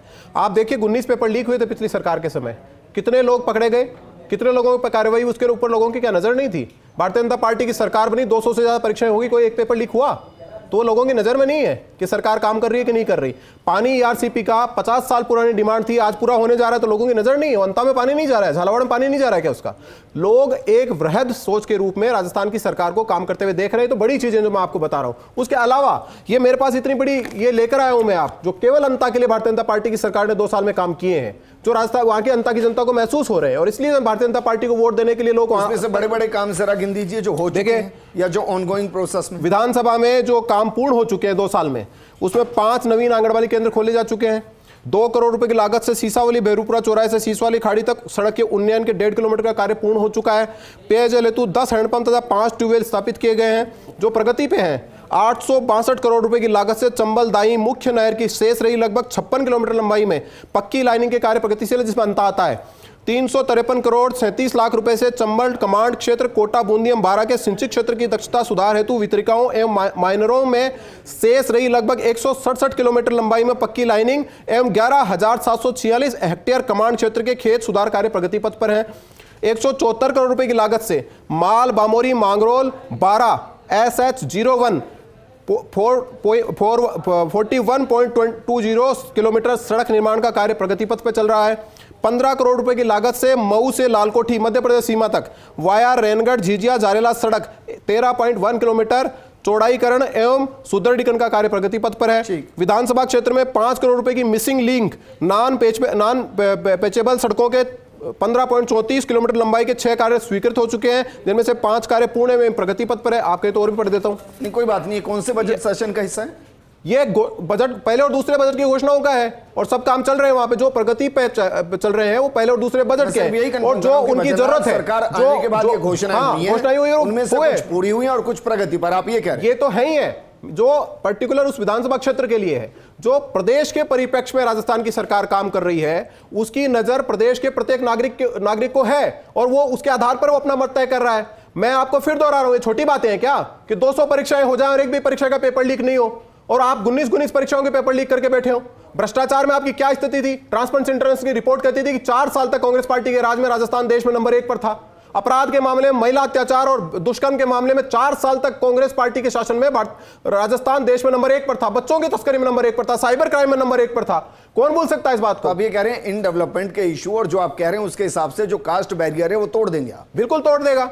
और देखिए मैं आपको फिर कह रहा हूं, आपने पहले इनसे सवाल किया था उसमें आपने प्रमोद जैन भाया को लेकर, दो चीजें हो प्रमोद जैन भाया को लेकर जो मुख्यमंत्री ने 1000 रुपए, अगर मैं गलत नहीं तो किसान सम्मान निधि में एड ऑन किया राजस्थान में उसका, क्योंकि ये खुद सिंचित क्षेत्र है हंता का, उसमें किसान भी होंगे, उनको इंपैक्ट इसका आएगा। लेकिन साथ के साथ में सवाल ये भी है कि जो फसल बीमा है उसको लेकर वहां शिकायतें बहुत ज्यादा हैं। देखिए मैं आपको फिर कह रहा हूं, प्रधानमंत्री जी ने 6000 रुपया सालाना किसान सम्मान निधि के प्रधानमंत्री जी भेजते हैं। हमने अपने घोषणा पत्र में कहा था कि हम 6000 रुपए उसमें एड ऑन करेंगे। हमने उसको एक प्रोसेस के तहत हमने 3000 रुपए उसमें ऐड किए हैं। अब वो जो राजस्थान के किसान के खाते में जाते हैं तो 9000 रुपया राजस्थान के प्रत्येक किसान के, चाहे छोटा किसान हो चाहे बड़ा किसान हो, प्रत्येक किसान के खाते में 9000 रुपए मुख्यमंत्री जी और प्रधानमंत्री जी के यहां से जाते हैं। अब जो बात आपने फसल खराबे की है, सारी की सारी फसल खराबा जो इस अतिवृष्टि में हुआ उसका सर्वे किया गया और जो एक नियम कानून है, जो प्रोसेस है, उसके तहत सबको मुआवजा दिया जा रहा है और दिया जा रहा है। इसमें केवल अंता की बात नहीं है भाई। किरोड़ी लाल मीणा जी शायद, पता नहीं मैं गिन नहीं पा रहा हूं, 3000 पन्ने कितने उन्होंने बताए थे कि उसमें 2 जिलों का आंकड़ा उन्होंने दिया था और उसमें कहा था कि शायद 20 लाख या 30 लाख के आसपास किसान ऐसे हैं जिनको 0 ट्रांसफर हुआ है। देखिए, तो फसल खराबे की रिपोर्ट आना अलग बात, गिरदावरी होना अलग बात और उनके अकाउंट में ट्रांसफर होना ये बहुत अलग बात है। देखिए, गिरदावरी का जो निर्देश है, जैसे ही अतिवृष्टि हुई राजस्थान में, लोगों की फसलें खराब हुई, मुख्यमंत्री जी ने तुरंत निर्देश दिया कि इनकी गिरदावरी हो, क्योंकि गिरदावरी के बिना किसी भी तरीके का प्रोसेस फसल खराबे के मुआवजे को लेकर शुरू नहीं होता। तो उसकी गिरदावरी हुई। उसके बाद जिस तरीके से एक प्रक्रिया होती है, उसमें सब किसानों के खाते में जिसका खराबा हुआ है उसके खाते में पैसा जाने वाला है। कुछ के चला गया, कुछ के जाने वाला है। अच्छा, हमने चेक किया कि कितने इनमें से 0 ट्रांसफर अकाउंट है जिनके में 0 जाएगा? ये देखिए, ये तो जब चला जाएगा तब पता चलेगा ना कि किसका जाएगा। दूसरी बात एक और भी बड़ा सवाल है, एक और भी बात है, एक और समस्या भी बड़ी है। किसानों के चीजों को लेकर समर्पित मोदी सरकार और राजस्थान की भारतीय जनता पार्टी की सरकार इतिहास में कभी रही नहीं। ये तो 50% पे देते थे खराबे, 50% खराबे में मुआवजा देते थे, उसको 33% खराबे पे मोदी जी लेकर आए। तो आज अगर किसान इस दायरे में आ पा रहे हैं तो भारतीय जनता पार्टी की सरकार की वजह से आ पा रहे हैं। एक और अपील करूंगा, क्योंकि लक्ष्मीकांत जी आप बीजेपी के अंदर काफी अच्छी पैड भी रखते हैं और आपकी सुनते भी हैं। मैं इसलिए कह रहा हूं कि अभी भी शायद, अगर मैं गलत नहीं तो तहसील को यूनिट बनाया गया। अगर इसमें खेत यूनिट हो गया ना, क्योंकि जो फसल खराबे के लिए जो मुआवजे की राशि निर्धारित होती है वो तहसील स्तर पर नहीं होती है, वो खेत स्तर पर होती है। बस ये काम और करा दीजिए राजस्थान में, मैं कह रहा हूं रिवॉल्यूशनरी चेंज होगा। देखिए विजेंद्र जी, राजस्थान में बहुत से काम हुए हैं और बहुत से काम होने की जरूरत है। इसमें कोई इंकार नहीं कर सकता कि एक सरकार 2 साल में पूरे राजस्थान को स्वर्ग बना देगी, नहीं संभव नहीं है। लेकिन जो 5 साल खड्डे खोदे गए उनको पहले भर रहे हैं, उनको भरने के बाद समतल करने के बाद राजस्थान को विकास की प्रगति पर ले जा रहे हैं। राजस्थान की जनता को इस बात का विश्वास है, इसलिए भारतीय जनता पार्टी के साथ। सुभाष शर्मा जी, मैं इस सवाल को आप तक इसलिए लेके आ रहा हूं क्योंकि अगर राजस्थान के अंदर या देश के अंदर किसान अगर संपन्न हो गया ना, तो उस सरकार को सत्ता से कोई नहीं हटा सकता। और उस संपन्नता के बीच में जो सबसे बड़ी बाधा होती है वो उसके फसल खराबे के बाद के मुआवजे से जुड़ी होती है। क्योंकि यह सच है कि भाई सम्मान निधि से उसको संबल मिलता है, लेकिन एक्चुअल जो संबल मिलेगा वो उसे उसके खेती के उपज से मिलने वाले प्रॉफिट से मिलेगा। ये नहीं होना चाहिए क्या कि भाई जब अगर खेत के हिसाब से अगर आप प्रीमियम ले रहे हैं तो खेत के हिसाब से मुआवजा दें, ये क्यों नहीं होता है? डेफिनेटली आपका ये सुझाव जो है वो सरकार को तुरंत मानना चाहिए, ये बहुत वैल्यूबल इंग्रेडिएंट के तौर पर काम करेगा। लेकिन विजेंद्र जी, हो क्या रहा है हमारे यहाँ पर, भारत को कहा तो ये जाता है कि भारत कृषि प्रधान देश है, भारत गाँव का देश है, लेकिन हमने जब सत्ता संभाली अभी भी सरकारों को समझ में नहीं आ रहा है कि हमारे जो गाँव का जो एक इकोनॉमिक बेस था हमारा, और गाँव का जो जीवन था, गाँव की जो जीवनचर्या थी, वो पूरी तरह से तबाह हो चुकी है। कितनी सरकारें आई, कितनी चली गई, किसी ने इसके ऊपर कोई बहुत गंभीर काम नहीं किया है। शहरों की तरफ पलायन बढ़ता जा रहा है और गांव खाली होते जा रहे हैं। जो गांव में लोग रह गए हैं वो अब इन योजनाओं का फायदा उठा रहे हैं बेसिकली, और एक चौकड़ी टाइप के लोग वहां काम कर रहे हैं। सरकारों को ये भी ध्यान में रखना है कि ये जो चाय पान की दुकानों के ऊपर जो बैठकर लोग लिख लेते हैं, गिरदावर से पटवारी से लिखवा के करा देते हैं, तो इसमें बहुत सारे जो जरूरतमंद लोग हैं वो वंचित रह जाते हैं। वो गाँव की राजनीति भी एक विशेष तरह की राजनीति हो चुकी है, उसमें भी जो विकृतियाँ हैं वो पहुंच चुकी हैं। तो एक बहुत विपदा वाली स्थिति है हमारे गांव की। वो आप अंता के इस विधानसभा चुनाव में ही देख लीजिए, वो जो गांव वाले हैं जिन्होंने वोटिंग का बहिष्कार किया है, वो क्यों कर रहे हैं वोटिंग का बहिष्कार? क्योंकि वो गांव की आत्मा को समझ रहे हैं, और गांव की आत्मा जो है उसके लिए वो लड़ रहे हैं कि भाई हमारे गांव की आत्मा यहाँ बसती है, इसको तो ठीक करो पहले। सरकारों का हमारी टोटल सरकारें विफल रही हैं अब तक की, और मौजूदा यदि हम प्रेजेंट डिस्पेंसेशन की बात करें तो वो भी लीपापोती का कार्यक्रम हो रहा है। आप यदि ग्राउंड लेवल पर जाएंगे तो ये जो बातें हैं ना, क्यों मैं हमेशा ही कहता हूं कि वोटिंग बहिष्कार किसी भी समस्या का समाधान नहीं है, बल्कि एक नई समस्या का उत्सर्जन है। मानकर चलिए वो गांव किसी एक कैंडिडेट को जिताना चाहता था, लेकिन वोटिंग बहिष्कार की वजह से दूसरा कैंडिडेट जीत गया, अब क्या करेंगे? और जो उनकी समस्या है, उनकी समस्या ये है, जहां तक मैं जानता हूं, कि शमशान भूमि तक जाने का रास्ता ब्लॉक हो गया है। अब जहां तक मुझे समझ में आ रहा है, शायद जयपुर के आसपास के जो गांव थे और बाकी जगह थी, वहां पर एक शुरुआत की गई कि भाई जो भी ये ब्लॉकेज हैं उन ब्लॉकेज को हटाया जाएगा। प्रॉपर वहां पर कलेक्टर या जो भी वहां के अधिकारी होंगे उनके सुपरविजन में वो पूरा रोड बनेगा, और उसकी बाकायदा एक नोडल अधिकारी घोषित होगा उसी गांव के अंदर, जो उस पर दोबारा अतिक्रमण करने से रोकेगा। ये व्यवस्था पूरे स्टेट में हो जानी चाहिए, वहां भी हो सकती थी। हाँ, डेफिनेटली। आपने जयपुर के आसपास के गाँव की बात करी, जयपुर के आसपास के गाँव की स्थिति जाकर देखिएगा, जहां पर जिसको कहते हैं नियोजन के तहत यदि जेडीए ने एक्वायर किया है, हाउसिंग बोर्ड ने एक्वायर करके कोई स्कीम्स काटी हैं, वो तो ठीक है। अदरवाइज गांव में जो पगडंडियां बनी थी उन्हीं के ऊपर सरकार ने सड़क डाल दी।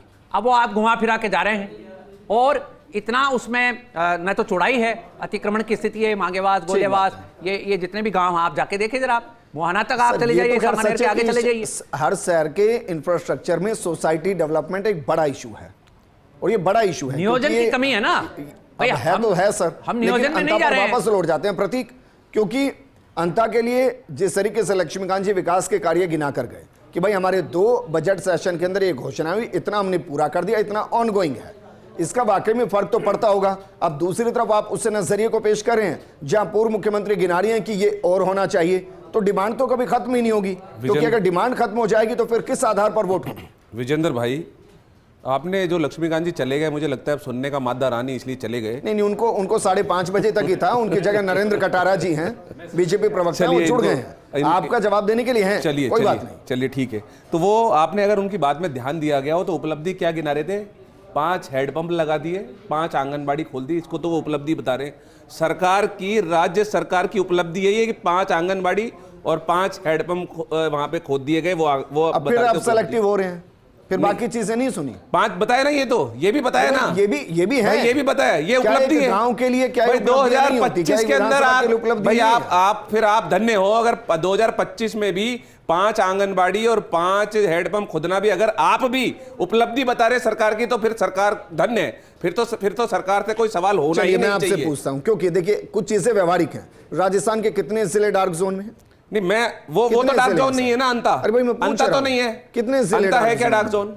अंता डार्क जोन है। को खुलना ये पूरी सियासत को इंपैक्ट नहीं डालता। ये मतलब आप चले जाइए बाड़मेर जैसलमेर की कर रहे हैं, पूरी सियासत ये हैंडपंप पर टिकी है। आप अंता की नहीं है सियासत, कम से कम हेडपंप के ऊपर ना अंता की सियासत जो 5 आंगनबाड़ी पे, लेकिन राज्य सरकार की उपलब्धि चीजें सेलेक्ट मतलब आप सोचिए, अगर विजेंद्र जी अगर आप खुद अगर बता रहे हैं, लिंक तो मुझे लगता है कि सरकार से सवाल होना ही नहीं चाहिए। नहीं, सवाल होने चाहिए, मैं कह रहा हूं आप ही सवाल बता होने रहे हैं चाहिए, उपलब्धि, मेरे हिसाब से उपलब्धि सवाल नहीं है। होने चाहिए, लेकिन 2025 सेलेक्टिव नहीं होने चाहिए। नहीं, 2025 में ही आप सारी उपलब्धि बताते हैं, लेकिन उस उपलब्धि के अंदर एक पॉइंट ये भी जोड़ा गया कि 5 आंगनबाड़ी और 5 हैंडपंप खोलना ये उपलब्धि सरकार की, तो सरकार धन्य है। दूसरा मुद्दा उठाएगा ईआरसीपी। क्या ईआरसीपी को राष्ट्रीय परियोजना बना दिया गया क्या? 2018 में वादा हुआ, 2019 में वादा हुआ, 2023 में फिर से वादा हुआ, फिर 3 मटके लाए गए, दूसरे दोनों का पानी एक में डाल दिया गया, इधर उधर कर दिया गडमड सारा पानी। तो क्या अभी बना दिया? नहीं बनाया, आज तक नहीं बनाया। नाम बार बार ईआरसीपी का नाम बदला जा रहा है, लेकिन आज तक राष्ट्रीय परियोजना नहीं बनाया। चलिए, माफी के साथ और माफ जो- प्रोग्राम इस वक्त के बड़ी कम है। आपने अभी जैसा कहा कि जब बाई इलेक्शन होते हैं तो वोटिंग परसेंटेज कम होती है, और जब जब ज़्यादा हुई है वो सरकार के खिलाफ ही रही है। कभी भी आप देख लीजिए, चाहे से जब सुरेंद्र पाल सिंह टीटी को भी बनाया था तो वो वोटिंग परसेंटेज भी सरकार के खिलाफ गई थी। तो सरकार का जो सीट है बीजेपी की, ये उनके हाथ से चली गई। मैं एक मुद्दे पे और अभी ध्यान आकर्षण करूंगा। अभी जो लक्ष्मीकांत जी कह रहे थे, जब आपने पूछा कि कितने किसानों के खाते में 0 रुपीज़ गए, तो क्या बोल के गए? वो तो जब जाएंगे जब बताएंगे ना। तो अभी तक पैसे नहीं भेजा, खराबे की गिरदावरी करा ली, नहीं, वो तो उन्होंने भी कराई बोला कि नहीं भाई कराई? ट्रांसफर नहीं हुआ। नहीं हुआ ना। तो फिर उन्होंने भी बोला यही तो सवाल उठ रहा है, कितने दिन हो गए अतिवृष्टि को? आज कितने महीने हो गए? दिन भी नहीं, महीने हो गए।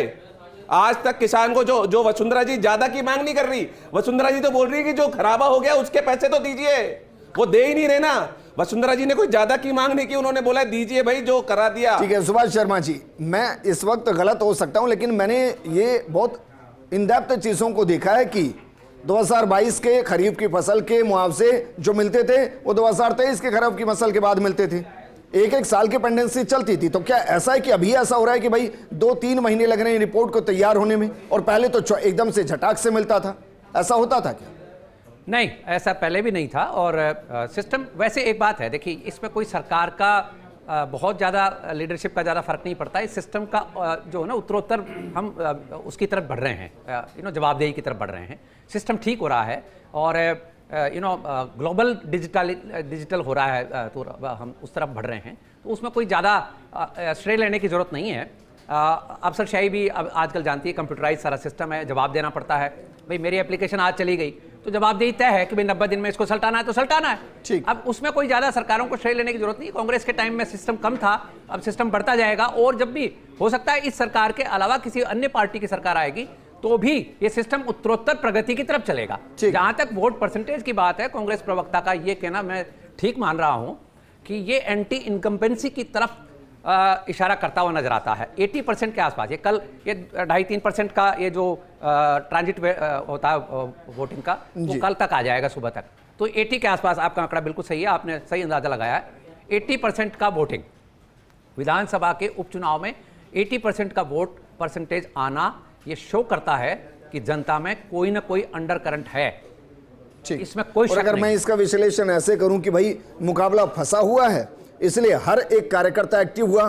क्योंकि जरा उदाहरण के तौर पर देखिए, एक तरफ बीजेपी की बात करते हैं, पूर्व मुख्यमंत्री वहां एक्टिव रही, उनके सुपुत्र जो वहां से सांसद है वो तो प्रभारी ही थे वहां के, मुख्यमंत्री वहां पहुंचे, प्रदेश अध्यक्ष वहां पहुंचे, कई मंत्री पहुंचे। अब कांग्रेस में आ जाइए, प्रभारी वहां पहुंचे, पूर्व मुख्यमंत्री वहां पहुंचे, पीसीसी चीफ पहुंचे, सचिन पायलट पहुंचे, इसके अलावा भी ना जाने कितने नेता पहुंचे। मैं ये इसलिए कह रहा हूं कि भाई अगर ग्रास रूट कार्यकर्ता एक्टिव हुआ तो उसको पता है कि मुझे कितने लोगों को, कितने वोटर्स को लाकर पोलिंग बूथ पहुंचाना है। यहां से भी तो टर्न आउट होता है वोट। मैं आ रहा हूं, इस बात पे भी आ रहा हूं। इसमें कोई शक नहीं है कि ये कांग्रेस पार्टी के लिए भी नाक का सवाल है और सत्ताधारी दल के लिए तो ज्यादा नाक का सवाल है। क्योंकि ये चुनाव हमारे यहां पर एक परिपाटी है। चुनाव ये तय करता है, उपचुनाव ये तय करता है कि सरकार की परफॉर्मेंस क्या चल रही है, और सरकार की लीडरशिप के ऊपर वो सीधा का सीधा या तो वो तिलक जाता है या कलंक जाता है। हमारी परंपरा है और ये होना नहीं चाहिए। वैसे उपचुनाव के अलग दृष्टिकोण होते हैं, अलग वहां हर सीट के एक अलग हाँ, डायमेंशन, समीकरण अलग होते हैं, और कैंडिडेट का चयन भी उसमें एक सब्जेक्ट होता है, जाति के समीकरण भी होते हैं। सरकार का इसमें कोई ज्यादा वो नहीं है, लेकिन हमारे यहाँ परंपरा है, हमारे यहाँ पर नेता को उससे जोड़ दिया जाता है।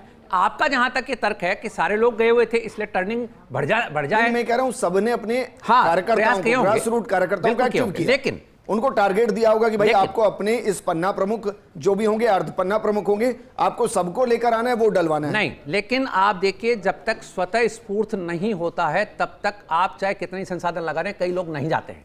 हाँ, ये बात जरूर है कि भारतीय जनता पार्टी चूंकि कार्डर बेस पार्टी है, आरएसएस वहां संलग्न है, तो उनके जो वोटर है वो फिक्स्ड है।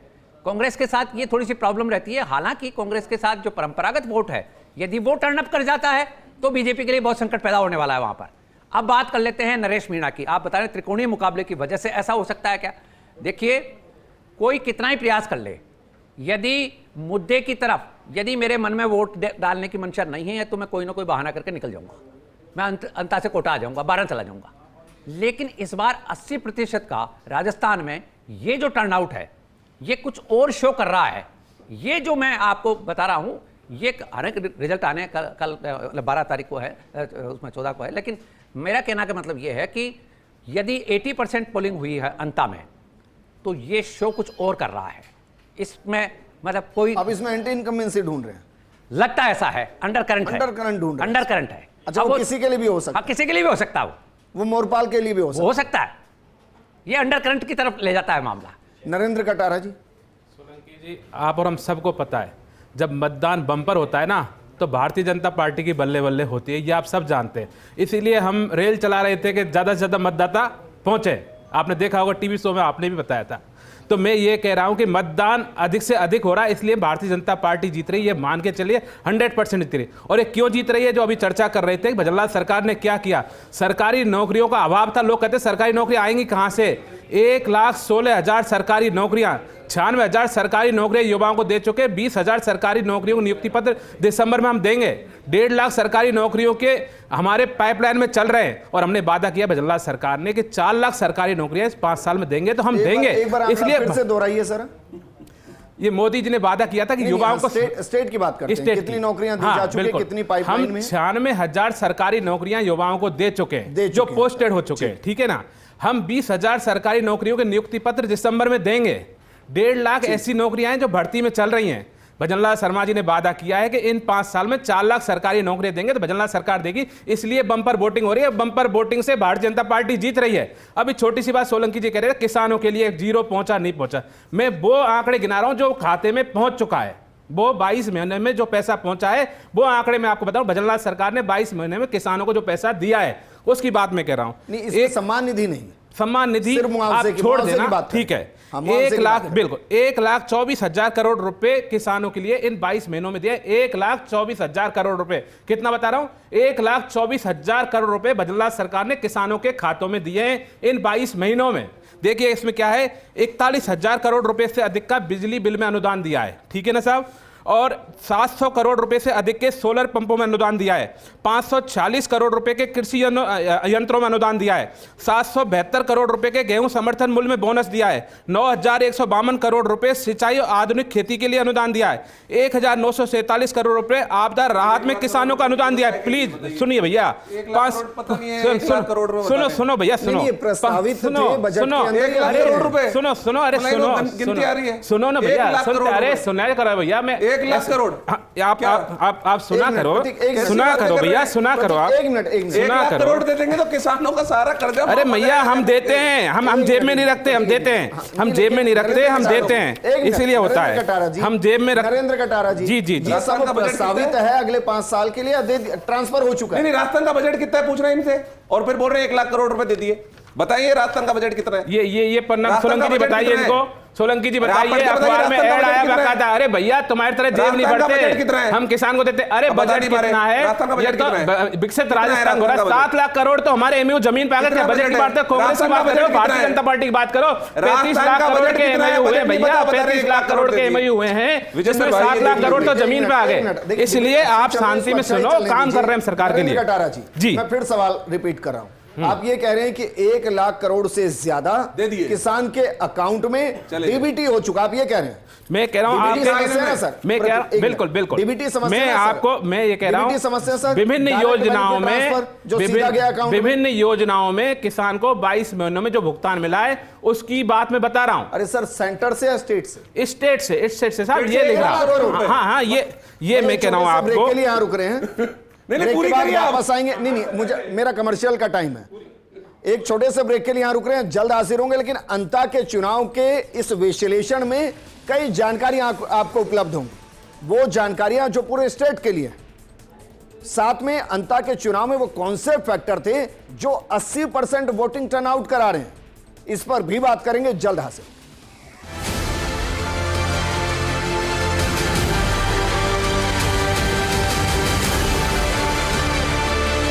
वास्तव में चुनाव में मजा है और जनता फैसला कर देगी आज। वही जो विधि रखा, इस बार जनता मुझे आशीर्वाद देने का मानस बना चुकी है।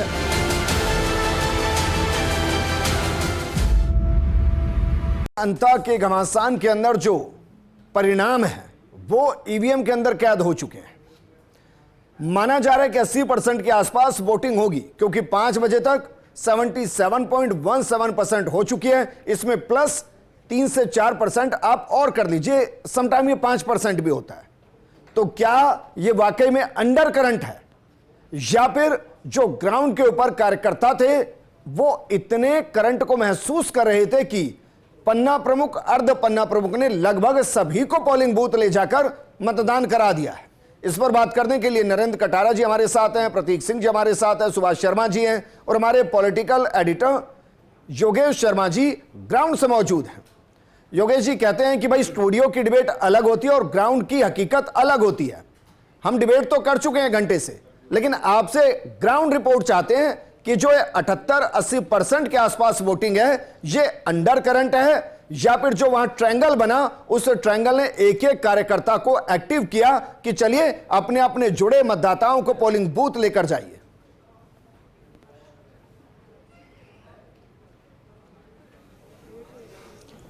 देखिए विजेंद्र, बहुत तार्किक सवाल है और इस सवाल के अंदर ही कई तरह के राज भी है।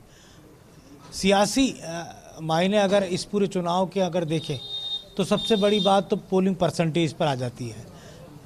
पिछली बार भी कमोबेश 80% से कुछ ज़्यादा था और अगर इस बार 80% से कुछ ज़्यादा पहुंचता है तो इसका साफ सा और सीधा अर्थ है कि किसी के एक के पक्ष में लहर नहीं है, किसी एक के पक्ष में अंडर करंट नहीं है। ये है 3 उम्मीदवारों का अपने अपने पक्ष में मतदान कराने के लिए लोगों को प्रेरित करना।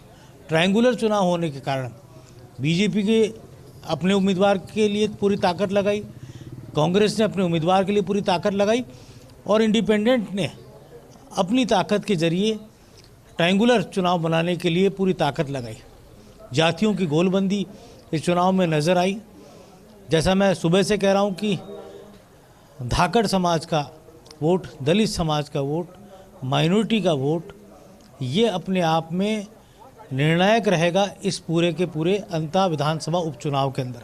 ठीक, जहाँ तक बात है भारतीय जनता पार्टी की, जब वसुंधरा राजे का यहाँ आगमन हुआ और चुनावी रणनीति के तौर पर उन्होंने यहाँ पर ख़ास तौर से नीचे तक, आपने बात पन्ना प्रमुख, अर्ध पन्ना प्रमुख की, ठीक इसी तरह वसुंधरा राजे ने इसी लाइन में जाकर 4 लेयर रणनीति पर बीजेपी यहाँ काम कर रही थी, चाहे विस्तारक हो, चाहे प्रवासी हो, चाहे प्रभारी हो, और ख़ास तौर से मंडल बूथ तक जाकर, शक्ति केंद्रों तक जाकर ये पूरी रणनीति को अमली जामा पहनाने का काम वसुंधरा राजे ने छोटी छोटी बैठकों के जरिए किया, ना कि विशाल और विराट सभाओं के जरिए। 2 बड़े रोड शो हुए, मुख्यमंत्री भजनलाल शर्मा ने पूरी ताकत यहाँ झोंकी और एक कहा जा सकता है उसके जरिए मोरपाल सुमन को ताकत और सम्मान मिली। तो दूसरी ओर कांग्रेस पार्टी अलग अलग नहीं दिखी। यहाँ पर कांग्रेस एक दिखी, अशोक चांदना, सचिन पायलट एक रथ पर दिखे। तो कहा जा सकता है कि पूर्व मुख्यमंत्री अशोक गहलोत ने यहाँ पर प्रमोद जैन भाया के पक्ष में टीकाराम जूली और गोविंद सिंह डोटासरा को साथ लेकर पूरी जाजम बिछाने का काम यहाँ की धरती पर किया। तो वहीं इंडिपेंडेंट नरेश मीणा के पक्ष में हनुमान बेनीवाल उतरे, तो राजेंद्र गुड़ा उतरे और समीकरणों को प्रभावित करने का काम किया। और जो आप कह रहे हो कि वोटिंग परसेंटेज, तो यहाँ पर तीनों ही जी प्रमुख तौर पर माना ही जाता है कि जो प्रमुख दल होते हैं उनकी मतदान केंद्रों के बाहर उनकी टीम होती है, उनकी टेबल्स लगती है। लेकिन यहाँ पर हमने इंडिपेंडेंट जो उम्मीदवार है उसकी भी कमोबेश सभी जगह पर टेबल देखी, उनके भी समर्थक देखे। तो इस लिहाज से ये कहा जा सकता है कि वोटिंग परसेंटेज में जो योगदान जो दिखाई देता है विजेंद्र, वो ऐसे ही नहीं दिखाई देता। उसके लिए यहाँ पर सोशल इंजीनियरिंग की गई है। और अब वो सोशल इंजीनियरिंग में 2 बड़ी बात साफ तौर पर मैं कह सकता हूँ, नरेश मीणा ने किसी एक प्रमुख दल को नुकसान पहुँचाने का काम इस चुनाव में किया है। अगर वो प्रमुख दल को नुकसान पहुँचाने में पूरी तरह कामयाब हो जाते हैं तो इस पूरे चुनाव के एक अलग ही परिणाम ठीक है योगेश जी, तो आप स्पष्ट ही कर दीजिए भाई किसके वोट को डैमेज किया। लेकिन मैं इस अंता के इलेक्शन को लेकर थोड़ा सा कंफ्यूज हूं। पहला तो मैं इस बात को लेकर कि ये जो इलेक्शन है योगेश जी, ये मुद्दों का इलेक्शन है, जो अमूमन जहां जातिगत आधार हो जाता है वहां मुद्दे गौण हो जाते हैं। दूसरा, क्या ये चेहरों का इलेक्शन है? अगर चेहरे हैं तो मोरपाल सुमन वहां के बेहद सिंपल और साधारण चेहरे हैं। तीसरा, जाति का इलेक्शन है। अगर ये जाति का इलेक्शन है तो फिर प्रमोद जैन भाया की कास्ट से वहां बहुत ज्यादा वोटर नहीं है। तो जब हम इसका विश्लेषण करें तो इसको मुद्दे के आधार पर करें, जाति के आधार पर करें, चेहरे के आधार पर करें या पार्टी के आधार पर करें?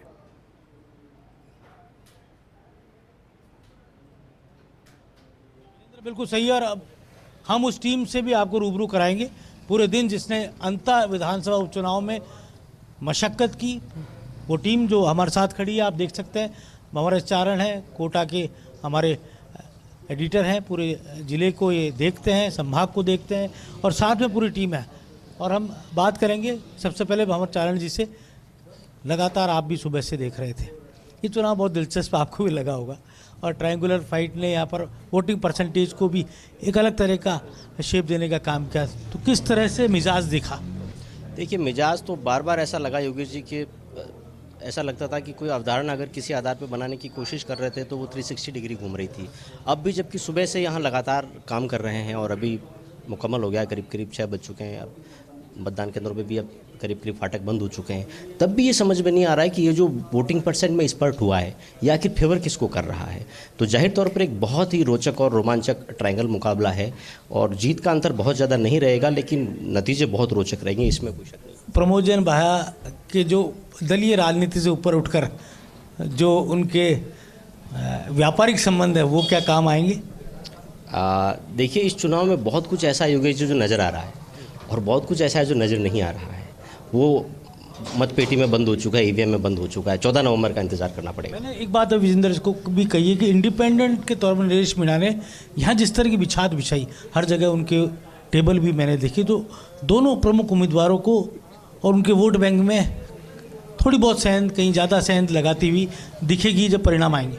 आप बिल्कुल ठीक कह रहे हैं, क्योंकि ये तो तय बात है कि अगर नरेश मीणा को इस मुकाबले से अलग कर दें तो शायद प्रमोद जैन भैया ज़्यादा एज पे नज़र आएंगे। नरेश मीणा ने यहाँ आकर के चीज़ों को बदला है और बिल्कुल घुमा करके रख दिया है। अब नरेश मीणा छबड़ा में जिस तरह से उनका प्रदर्शन था, देवली उनियारा में जिस तरह का प्रदर्शन था, उनकी हसरत विधायक बनने की है, वो कितना उसमें इजाफा कर पाते हैं अपने वोटों में। लेकिन बतौर इंडिपेंडेंट उन्होंने जो करके दिखाया है यहाँ भी, उन्होंने उनको एक बड़ा नेता तो इस इलाके का बना। लेकिन वसुंधरा राजे, दुष्यंत सिंह का जो करिश्माई लीडरशिप है और वही फेस रहे इस पूरे इलेक्शन में, क्योंकि मोरपाल सुमन तो लो प्रोफाइल या कहें अनजान सा चेहरा रहे बनिस्पत प्रमोद भाया और नरेश मीणा की अगर हम तुलना करें तो। कितने ही गढ़ रह गए योगेश जी, लेकिन 12 झालावाड़ आज भी वसुंधरा राजे का अभेद्य गढ़ है और आज तक उसमें कोई सेंधमारी बाई एंड लार्ज हो नहीं पाई है। ये चुनाव एक बहुत बड़ा नया पैरामीटर सेट करेगा कि क्या वो किला अभी भी अभेद्य है या फिर उसमें कोई सुराग हो सकता है। अभी वोटिंग परसेंटेज को लेकर हम एक बहुत ज़रूरी बात कर लेते हैं। किस तरह से भी लास्ट आप देख रहे थे, तो क्या इजाफा होगा और कितना पहुंचेगा? और पिछली बार अंता को लेकर किस तरह का परसेंटेज था? जिस तरह यहाँ पे चुनाव हुआ है सर, पिछली बार जो वोटिंग का परसेंट था वो 80.33% था, लेकिन जब 5 बजे का जो हमारे पास जो रिकॉर्ड आया है वो 77.17 रिकॉर्ड है। ये जो वोटिंग परसेंट का इजाफा ये कह रहा है कि युवाओं ने बढ़ चढ़कर इसमें भाग लिया है। उसके लिए नरेश मीणा भी एक बड़ी भूमिका निभाई है। नरेश मीणा के साथ कभी युवाओं की टीम लगी है, युवा मतदाता में भी काफ़ी उत्साह देखा गया है। लेकिन हमने महिलाओं को भी बड़ी संख्या में देखा, तो क्या हम भी मान लें कि वसुंधरा राजे या मदनलाल सरकार की महिलाओं की लेकर नीतियाँ, कई तरह की बातें दिखती है, या महंगाई पर जिस तरह से थोड़ी सी लगाम लगी है उसका असर? नहीं, इससे पहले भी कई चुनाव हुए हैं बारां जिले में। वसुंधरा राजे सिंधिया लगातार 7 से 8 दिन से बारां में हैं और लगातार कार्यकर्ताओं से फीडबैक लेती हुई नजर आ रही हैं। फील्ड में भी जब वो रही है, अंतर शीर्ष वाली मांगों में लगातार उन्होंने मंडल की बैठक ली। मंडल की बैठक लेने के बाद उन्होंने महिला मोर्चा की नेताओं से चर्चा की। आप लोकल यहाँ के पूरा देखते हैं समीकरणों को, मांग रोल शीर्ष वाली, ये वो बेल्ट है जो चुनावी समीकरणों को प्रभावित करता है। यहाँ पर हार जीत का अंतर किसी भी दल का वो एक तरह से रिजल्ट को तय कर देता है। एक प्रमोद जैन भैया जो कांग्रेस के प्रत्याशी हैं, उन्होंने लगभग 3 से 4 चुनाव लड़े हैं। उनका जो हार जीत का मार्जिन था वो लगातार बढ़ा है। एक चुनाव तो वो 35,000 जीते, दूसरा चुनाव वो 25,000 से ज़्यादा से जीते, लेकिन वो जब दो चुनाव हारे, जो प्रबला सिंह से चुनाव हारे वो 3399 वोट से चुनाव हारे, कंवरलाल मीणा से चुनाव हारे वो काफ़ी कम मार्जिन था, 5,500 वोट से चुनाव हारे। तो ये देखा ये देखिए ये चुनाव जो है त्रिकोणीय मुकाबला है, लेकिन इसमें कुछ कहा नहीं जा सकता। वोटिंग को लेकर अभी भी हम अगर कैलकुलेशन करें, क्योंकि 6 बज चुका है, और उसको विश्लेषणात्मक तौर पर अगर हम एक एक ग्राउंड रिपोर्ट को देखें, मीणा मतदाता कंवरलाल मीणा के साथ के पिछली बार बीजेपी ने वहाँ पूरी तरह कांग्रेस के वोट बैंक में सेंध लगाई, लेकिन यहाँ के जनसंघ बीजेपी में के प्रति झुकाव सा रहा है मीणा मतदाताओं का। अगर नरेश मीणा के साथ मीणा मतदाताओं का एक बल्क जाता है और साथ में दलित और कांग्रेस के मुस्लिम वोट बैंक में भी अगर सेंध लगती है, तो क्या परिणाम पूरी तरह ऊपर नीचे हो सकता है? बिल्कुल, देखिए परिणाम तो ऊपर नीचे बिल्कुल हो सकता है, और अभी भी हम जिस अनिश्चय की स्थिति में खड़े हैं उसकी वजह नरेश मीणा ही है। ये जो स्पर्ट 5-7-8% का वोटिंग परसेंट में आ रहा है ना योगेश जी, ये स्पर्ट नरेश मीणा लेकर आए, ये तो निर्विवाद रूप से कहा जा सकता है। लेकिन अब सब कुछ ईवीएम में बंद हो चुका है। और आप जो सवाल मुझसे पूछ रहे थे कि जो प्रमोद भैया के व्यापारिक रिश्ते हैं वो उनके काम आएंगे या नहीं आएंगे, तो अगर नतीजा उनके विपरीत रहता है तो काम नहीं आए हैं, और अगर नतीजा उनके पक्ष में चला जाता है तो फिर वही रिश्ते हैं जो उनको विदाई। इसमें सवाल ये भी खड़ा होता है कि पूर्व मुख्यमंत्री अशोक गहलोत की मौजूदगी, अशोक चांदना, सचिन पायलट की मौजूदगी, क्या वो अपने सामाजिक वर्ग के बीच में भी क्या वो प्रमोद भाई की मदद कर पाएगी? देखिए, बहुत अच्छा सवाल पूछा आपने। बीजेपी क्या कर सकती थी? 2 बार आकर के मुख्यमंत्री भजनलाल शर्मा रोड शो कर गए, पूर्व मुख्यमंत्री ने वसुंधरा रजनिया कैंप भी कर लिया, कोई बड़ा नेता ऐसा नहीं डिप्टी सीएम समेत जो कि यहाँ आकर के जिसने कैंपेन नहीं किया हो। और मदन राठौड़ का एक बयान मैं आपको याद दिलाऊं जो उन्होंने सर्किट हाउस कोटा में दिया था, उनसे पूछा गया कि कैबिनेट विस्तार कब होने जा रहा है, तो उनका उपचुनाव के बाद ही होगा, हो सकता है अंतावाला जीत जाए तो उसका भी नंबर आ जाए। तो संकेत ये तक कर गई बीजेपी कि अगर आपने यहाँ से बीजेपी का विधायक बनाया तो उसको कैबिनेट में भी जगह मिल सकती है, जो जाहिर तौर पर इलाके की तरक्की के लिए एक बड़ा एक संकेत था। कांग्रेस ने भी कोई कसर तो रखी नहीं है। माली जो कि यहाँ सबसे बड़ी तादाद में एक जाति वर्ग है, मुख्यमंत्री पूर्व मुख्यमंत्री रहे अशोक गहलोत यहाँ 2 बार प्रचार करने आए, तो वो कितना वो फायदा कर पाए कांग्रेस के लिए, या कितना वोट वो मालियों का दिला पाए प्रमोद जैन भाया को? क्योंकि वैश्य मतदाता या जनरल कास्ट का मतदाता वो एक तरह से बीजेपी का वोट बैंक माना जाता रहा है। यहाँ जरूर प्रमोद जैन भाया उस वोट बैंक में सेंध लगाते रहे हमेशा, लेकिन फिर भी हम ये कह सकते हैं कि मूल ओबीसी वो बीजेपी के साथ खड़ा रहा है। तो ऐसे में जो धाकड़ वोटों का तिलिस्म है, मैं बार बार सुबह से ये सुन रहा हूँ कि धाकड़ वोट और धाकड़ वोट जिधर जाएगा वो दल चुनाव जीतेगा। तो क्या धाकड़ वोटों को लेकर शिवराज सिंह चौहान का वीडियो आया था, जैसा अभी कुछ देर पहले ऐश्वर बता रहे थे, हीरालाल नागर का वीडियो आया था, हालांकि हीरालाल नागर ग्राउंड पे नहीं दिखे यहाँ। तो क्या लगता है कि ये जो वोट बैंक है इसमें कांग्रेस सेंध लगा पाएगी, या बीजेपी इसको मेंटेन करके रखेगी, या फिर नरेश मीणा भी इसमें सेंध लगा लेंगे? देखिए, आपको थोड़ा सा करेक्ट करूं, हीरालाल नागर नहीं दिखे और मदन दिलावर भी नहीं दिखे, और दोनों का जो मूल गांव है वो इसी इलाके में है। तो वो एक खैर दूसरा सवाल है, लेकिन आपका मूल सवाल धाकड़ वोट बैंक का था। मैं सुबह से इस बात को एनालिसिस करने की कोशिश कर रहा हूँ कि धाकड़, गुजर, नागर, माला जो कि खेतिहर कौमें हैं और ओबीसी वर्ग की कौमें एक ही जाति वर्ग से आती है, उसमें आप किराड़ को भी शामिल कर लो, थोड़ा बहुत यादव को भी शामिल कर लो, अहीर को भी शामिल कर लो। मुझे लगता है ये डिवाइड है योगेश जी, और वो डिवाइड जिस तरफ प्लस कर रहा है वो कैंडिडेट बहुत बड़े मार्जिन पे है, क्योंकि ये एक ऐसा वोट बैंक है जो बहुत हद तक निर्णायक वोट बैंक है। क्योंकि जिस तरह से आएंगे प्रतीक सिंह हमारे साथ है, सुभाष शर्मा जी हमारे साथ हैं, नरेंद्र कटारा जी, ये पूरा कैलकुलेशन आप सुन रहे होंगे। कोई खास वजह कि आपके कुछ नेता जिनका कोर वोटर वहां पर है, जो खुद वहां के, वो वहां नहीं पहुंचे?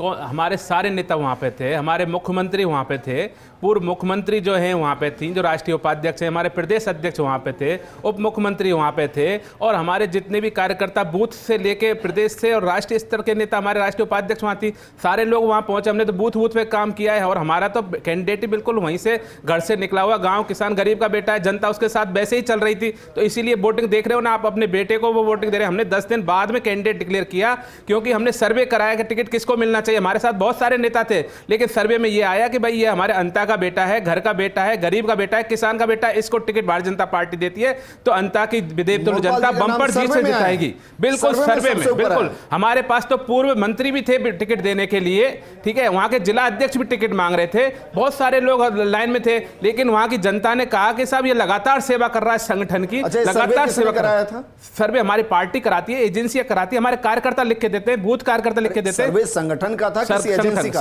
संगठन का सर्वे था। हमने हमारे बूथ अध्यक्षों से पूछा, मंडल अध्यक्षों से पूछा, उन्होंने अपने जनता से और कार्यकर्ताओं से पूछा ठीक ठाक कौन व्यक्ति है, तो मोरपाल जी का नाम निकल के आया, इसलिए सबकी सहमति बनी, क्योंकि हमको चुनाव जीतना था और अंता का बेटा अगर सक्षम बन रहा है, जो विकास की बात करेगा, तो हमने टिकट दिया। और अब देखे ना, हमें प्रचार करने के लिए बाहर से लोग नहीं लाने पड़े, वहीं के लोग प्रचार में लग रहे थे और बिना खर्चे के प्रचार में लग रहे थे, लगातार उसके पीछे चल रहे थे। ससुराल भी वहीं पे, घर भी। जो जिक्र करे थे वहीं के लोगों का जिक्र कर रहे थे कि दिलावर जी नहीं पहुंचे, हीरालाल नागर जी नहीं पहुंचे, वो वहीं के लोग थे जो नहीं पहुंचे। ऐसा है सोलंकी जी, अभी साहब ने भी कहा हमारे कार्यकर्ता, हमारे वोटर और हमारा संगठन कैडर बेस है। हमारे यहाँ समिति होती है, निर्णय लेती है कौन कहां जाएगा और नहीं जाएगा, क्लियर कट है बिल्कुल। और जिसको कह दिया जाता है कि आप वहां जाओगे, चाहे उसका वहां पे काम नहीं हो, उसको वहां रहना ही पड़ेगा। और ये कैसे नुकसान हो सकता था? नहीं, नुकसान नहीं, उनको कोई दूसरा काम दे रखा है, उनपे शिक्षा विभाग है, महत्वपूर्ण विभाग है, वो अपना काम कर रहे हैं। तो अलग अलग वो कहीं घर तो बैठे नहीं थे, आप देखेंगे लगातार कभी बाड़मेर थे, कभी जैसलमेर थे। इसलिए पार्टी चुनाव के साथ साथ सरकार में भी भारतीय जनता पार्टी है, सरकार के भी बहुत सारे काम है। मदन दिलावर जी वहां काम कर रहे थे। मैं आपसे चाहूंगा सर बताइए, क्या वाकई में इसका इलेक्शन का इंपैक्ट, चाहे जो भी रहे, परिणाम जो भी रहे, क्या उसका कुछ पॉलिटिकल लीडर्स ऐसे हो सकते हैं जिन पर इंपैक्ट आए मैक्सिमम हार और जीत की वजह से? ये कई बार लोकल जो पॉलिटिक्स होती है इसमें इंपैक्ट आना स्वाभाविक है।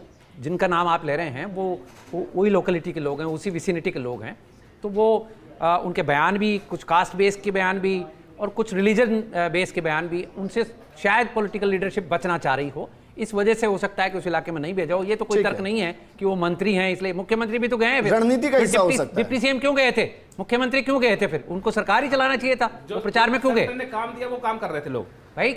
ये कारण जो आप बता रहे हैं, ये गले उतरने वाली बात गले उतरने इसलिए हमारे यहाँ पे आप कभी काम करोगे भारतीय जनता पार्टी में गले उतर जाएगा, जिसको जो काम दे दिया वो करना पड़ता है। हमारे यहाँ कैडर बेस है, जिस कार्यकर्ता को जो काम दे दिया, दायित्व दे दिया, वो करना पड़ेगा साहब। आप बुलाओगे तो आ जाएंगे, आपके यहाँ भी काम कर लेंगे। हमें आप जो सदस्यता ग्रहण कीजिए, सदस्यता ग्रहण की, फिर देखिए आप भी यही कहोगे कि जो पार्टी निर्देश दे देती है, जो अध्यक्ष निर्देश देता है, वो भारतीय जनता पार्टी के कार्यकर्ता को करना ही होता है। जाना ही पड़ेगा, क्या करें जी, अध्यक्ष के निर्देश पे काम करना ही पड़ता है। नहीं, इससे देखिए मैं पहले ही स्पष्ट कर चुका हूं कि भारतीय जनता पार्टी, स्वागत है, हमें तो आपका भी स्वागत है। भारतीय जनता पार्टी और आरएसएस जो है वो कार्डर बेस है, इसमें कोई शक नहीं है। लेकिन जो सवाल आ रहा है और जो ग्राउंड लेवल पर रिपोर्ट आ रही है, वो रिपोर्ट बिल्कुल सही है कि कुछ लोकल जो समीकरण होते हैं उनकी वजह से कई बार उन नेताओं को थोड़ा सा साइडलाइन कर दिया जाता है, जिनसे कोई इंपैक्ट आ सकता हो।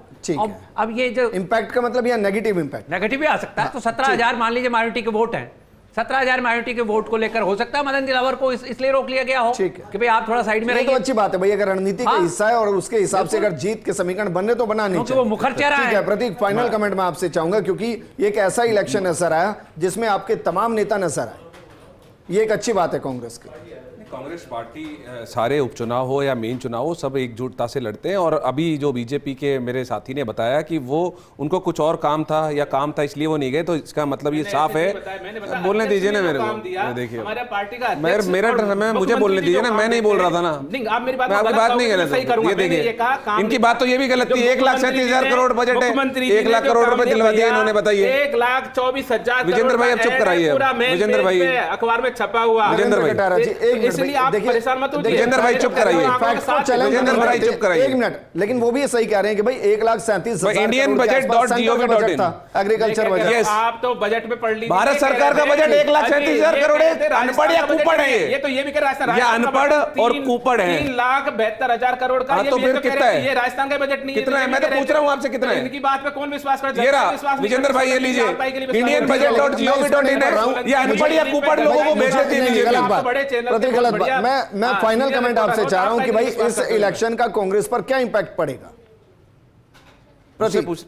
हाँ। इस इलेक्शन का आप देख लीजिए, पूरा जो इलेक्शन है ये बीजेपी की जो 2 साल की एंटी इनकम्बेंसी है उसके खिलाफ है। मोरपाल सुमन तो सिर्फ चेहरा है, ये जो सरकार भजन लाल की सरकार जो विफल हुई है, चाहे से हॉस्पिटल में आग लग रही है, आग लग रही है, अगर वो जीत गए तो ईवीएम को दोष नहीं देंगे, आप पहले कंफर्म कर चुके हैं। इश्क है, रोता है क्या और आगे आगे देख होता है क्या। मैं वही कह रहा हूं, ऐसा मत कीजिएगा भाई, कि वो अगर चुनाव हार जाए तो ईवीएम में दोष आ जाए, वोटर लिस्ट में दोष आ जाए, किताब नहीं लिखेंगे आडवाणी जी या एक मिनट, जीवीएल नरसिम्हा और आडवाणी की तरह किताब नहीं लिखेंगे। जी फाइनल कमेंट मैं आपसे चाह रहा हूं, क्योंकि मैंने जो प्रोग्राम को 5 बजे शुरू किया ना, वो मैंने इसी के साथ किया कि भाई कांग्रेस को किसी भी पोलिंग बूथ पर मॉक पोल में कोई गड़बड़ी मिली या नहीं मिली, वो कह रहे हैं नहीं मिली। फिर दूसरा सवाल था कि भाई जो आपको बीएलओ से उनको जो पर्चियां दी गई उसमें कोई गड़बड़ी मिली या नहीं मिली, वो कह रहे हैं नहीं मिली। तीसरा सवाल था मेरा कि भाई जो वहां पर पूरे वोटर्स हैं, जो आपको पूरी लिस्ट दी गई अंतर विधानसभा की, उसमें कोई फर्जी वोटर ट्रैक हुआ या नहीं हुआ, वो कह रहे नहीं हुआ। मैं इसलिए कर रहा था कि भाई जब हम परिणाम के बाद विश्लेषण करें तो बेचारा ईवीएम को, वहां के वोटर लिस्ट को, उनको दोष ना मिले, कम से कम स्वीकार किया जाए कि हाँ निष्पक्ष चुनाव था, अच्छा चुनाव था, हम हार गए कोई बात नहीं, और जीत गए तो भी अच्छी बात है। Final comment Yogesh ji.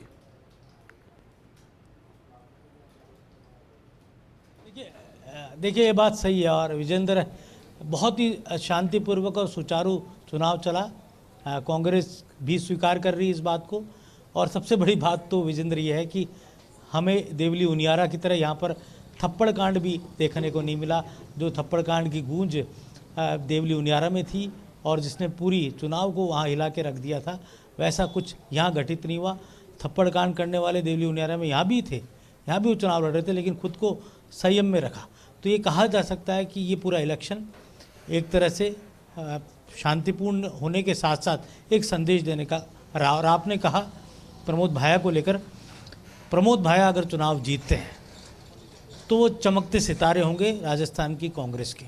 ना केवल तूती जयपुर में बोलेगी बल्कि तूती दिल्ली तक बोलेगी, और ये साबित हो जाएगा कि वो अपने दम पर चुनाव जीत सकते हैं। दोबारा एक बार और शुरू करते हैं। अगर मोरपाल जीत गए तो क्या कैबिनेट का हिस्सा होंगे? तो फिर से अगर मोरपाल जीतते हैं तो माली वर्ग से अविनाश गहलोत पहले से मंत्री हैं और कैबिनेट मंत्री भी हैं, और 2 माली विधायक बीजेपी के हो जाएंगे। भागचंद टाकड़ा बांदीकुई से है और मोरपाल सुमन अगर यहाँ चुनाव जीतते हैं तो वो विधायक बनेंगे। लेकिन यहाँ सबसे बड़ी बात होगी कि फिर ये साबित हो जाएगा कि वसुंधरा राजे, दुष्यंत सिंह का कोई तोड़ हाड़ौती की राजनीति में दूसरा नहीं है। उनका जो जलवा है, उनका जो वर्चस्व है इस इलाके पर, और जिस तरह से उन्होंने यहाँ पर अभेद्य दुर्ग बना रखा है, वो यहाँ नजर आएगा। और अगर फाइनल कमेंट, क्योंकि योगेश जी एग्जिट पोल शुरू हो गए हैं, एग्जिट पोल शुरू हो जाएंगे अब थोड़ी ही देर के अंदर। अंता के अंदर आपका अंदर का विश्लेषण, जमीनी विश्लेषण का एग्जिट पोल क्या कहता है?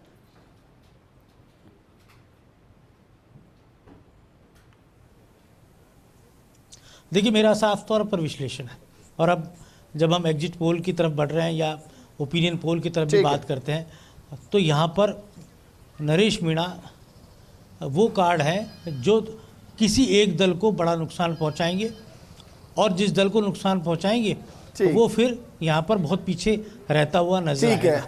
ठीक है योगेश जी, अगर आप ये कह रहे हैं इसका मतलब ये कि यहाँ बहुत टफ फाइट है। मैंने अक्सर आपको साफगोई के लिए देखा है, लेकिन शायद वहां सही चीजें निकल नहीं रही हैं। लेकिन मैं उम्मीद करूंगा कि जल्द आप इस सवाल का जवाब ढूंढ लेंगे, स्पष्ट ढूंढ लेंगे, क्योंकि आपकी बात बहुत महीन पॉलिटिकल नॉलेज है। शुक्रिया हमारे साथ जुड़ने के लिए। नरेंद्र कटारा जी आपका भी शुक्रिया, प्रतीक आपका भी शुक्रिया, और सुभाष जी आपका भी शुक्रिया। एक चुनाव सिर्फ एक चुनाव नहीं होता, और एक सीट का चुनाव यकीनन एक सीट का चुनाव नहीं होता। उसके साथ पूरे प्रदेश की सियासतदानों का भविष्य है, और उस पर्टिकुलर विधानसभा क्षेत्र की तरक्की टिकी होती है। इसलिए इस अंता का जो परिणाम आएगा उसका असर आप पूरे राजस्थान की सियासत पर बखूबी देख पाएंगे। इसलिए सीट हमारे लिए बेहद खास है। इस प्रोग्राम में फिलहाल इतना ही। आप बने रहिए फर्स्ट न्यूज के साथ। नमस्कार।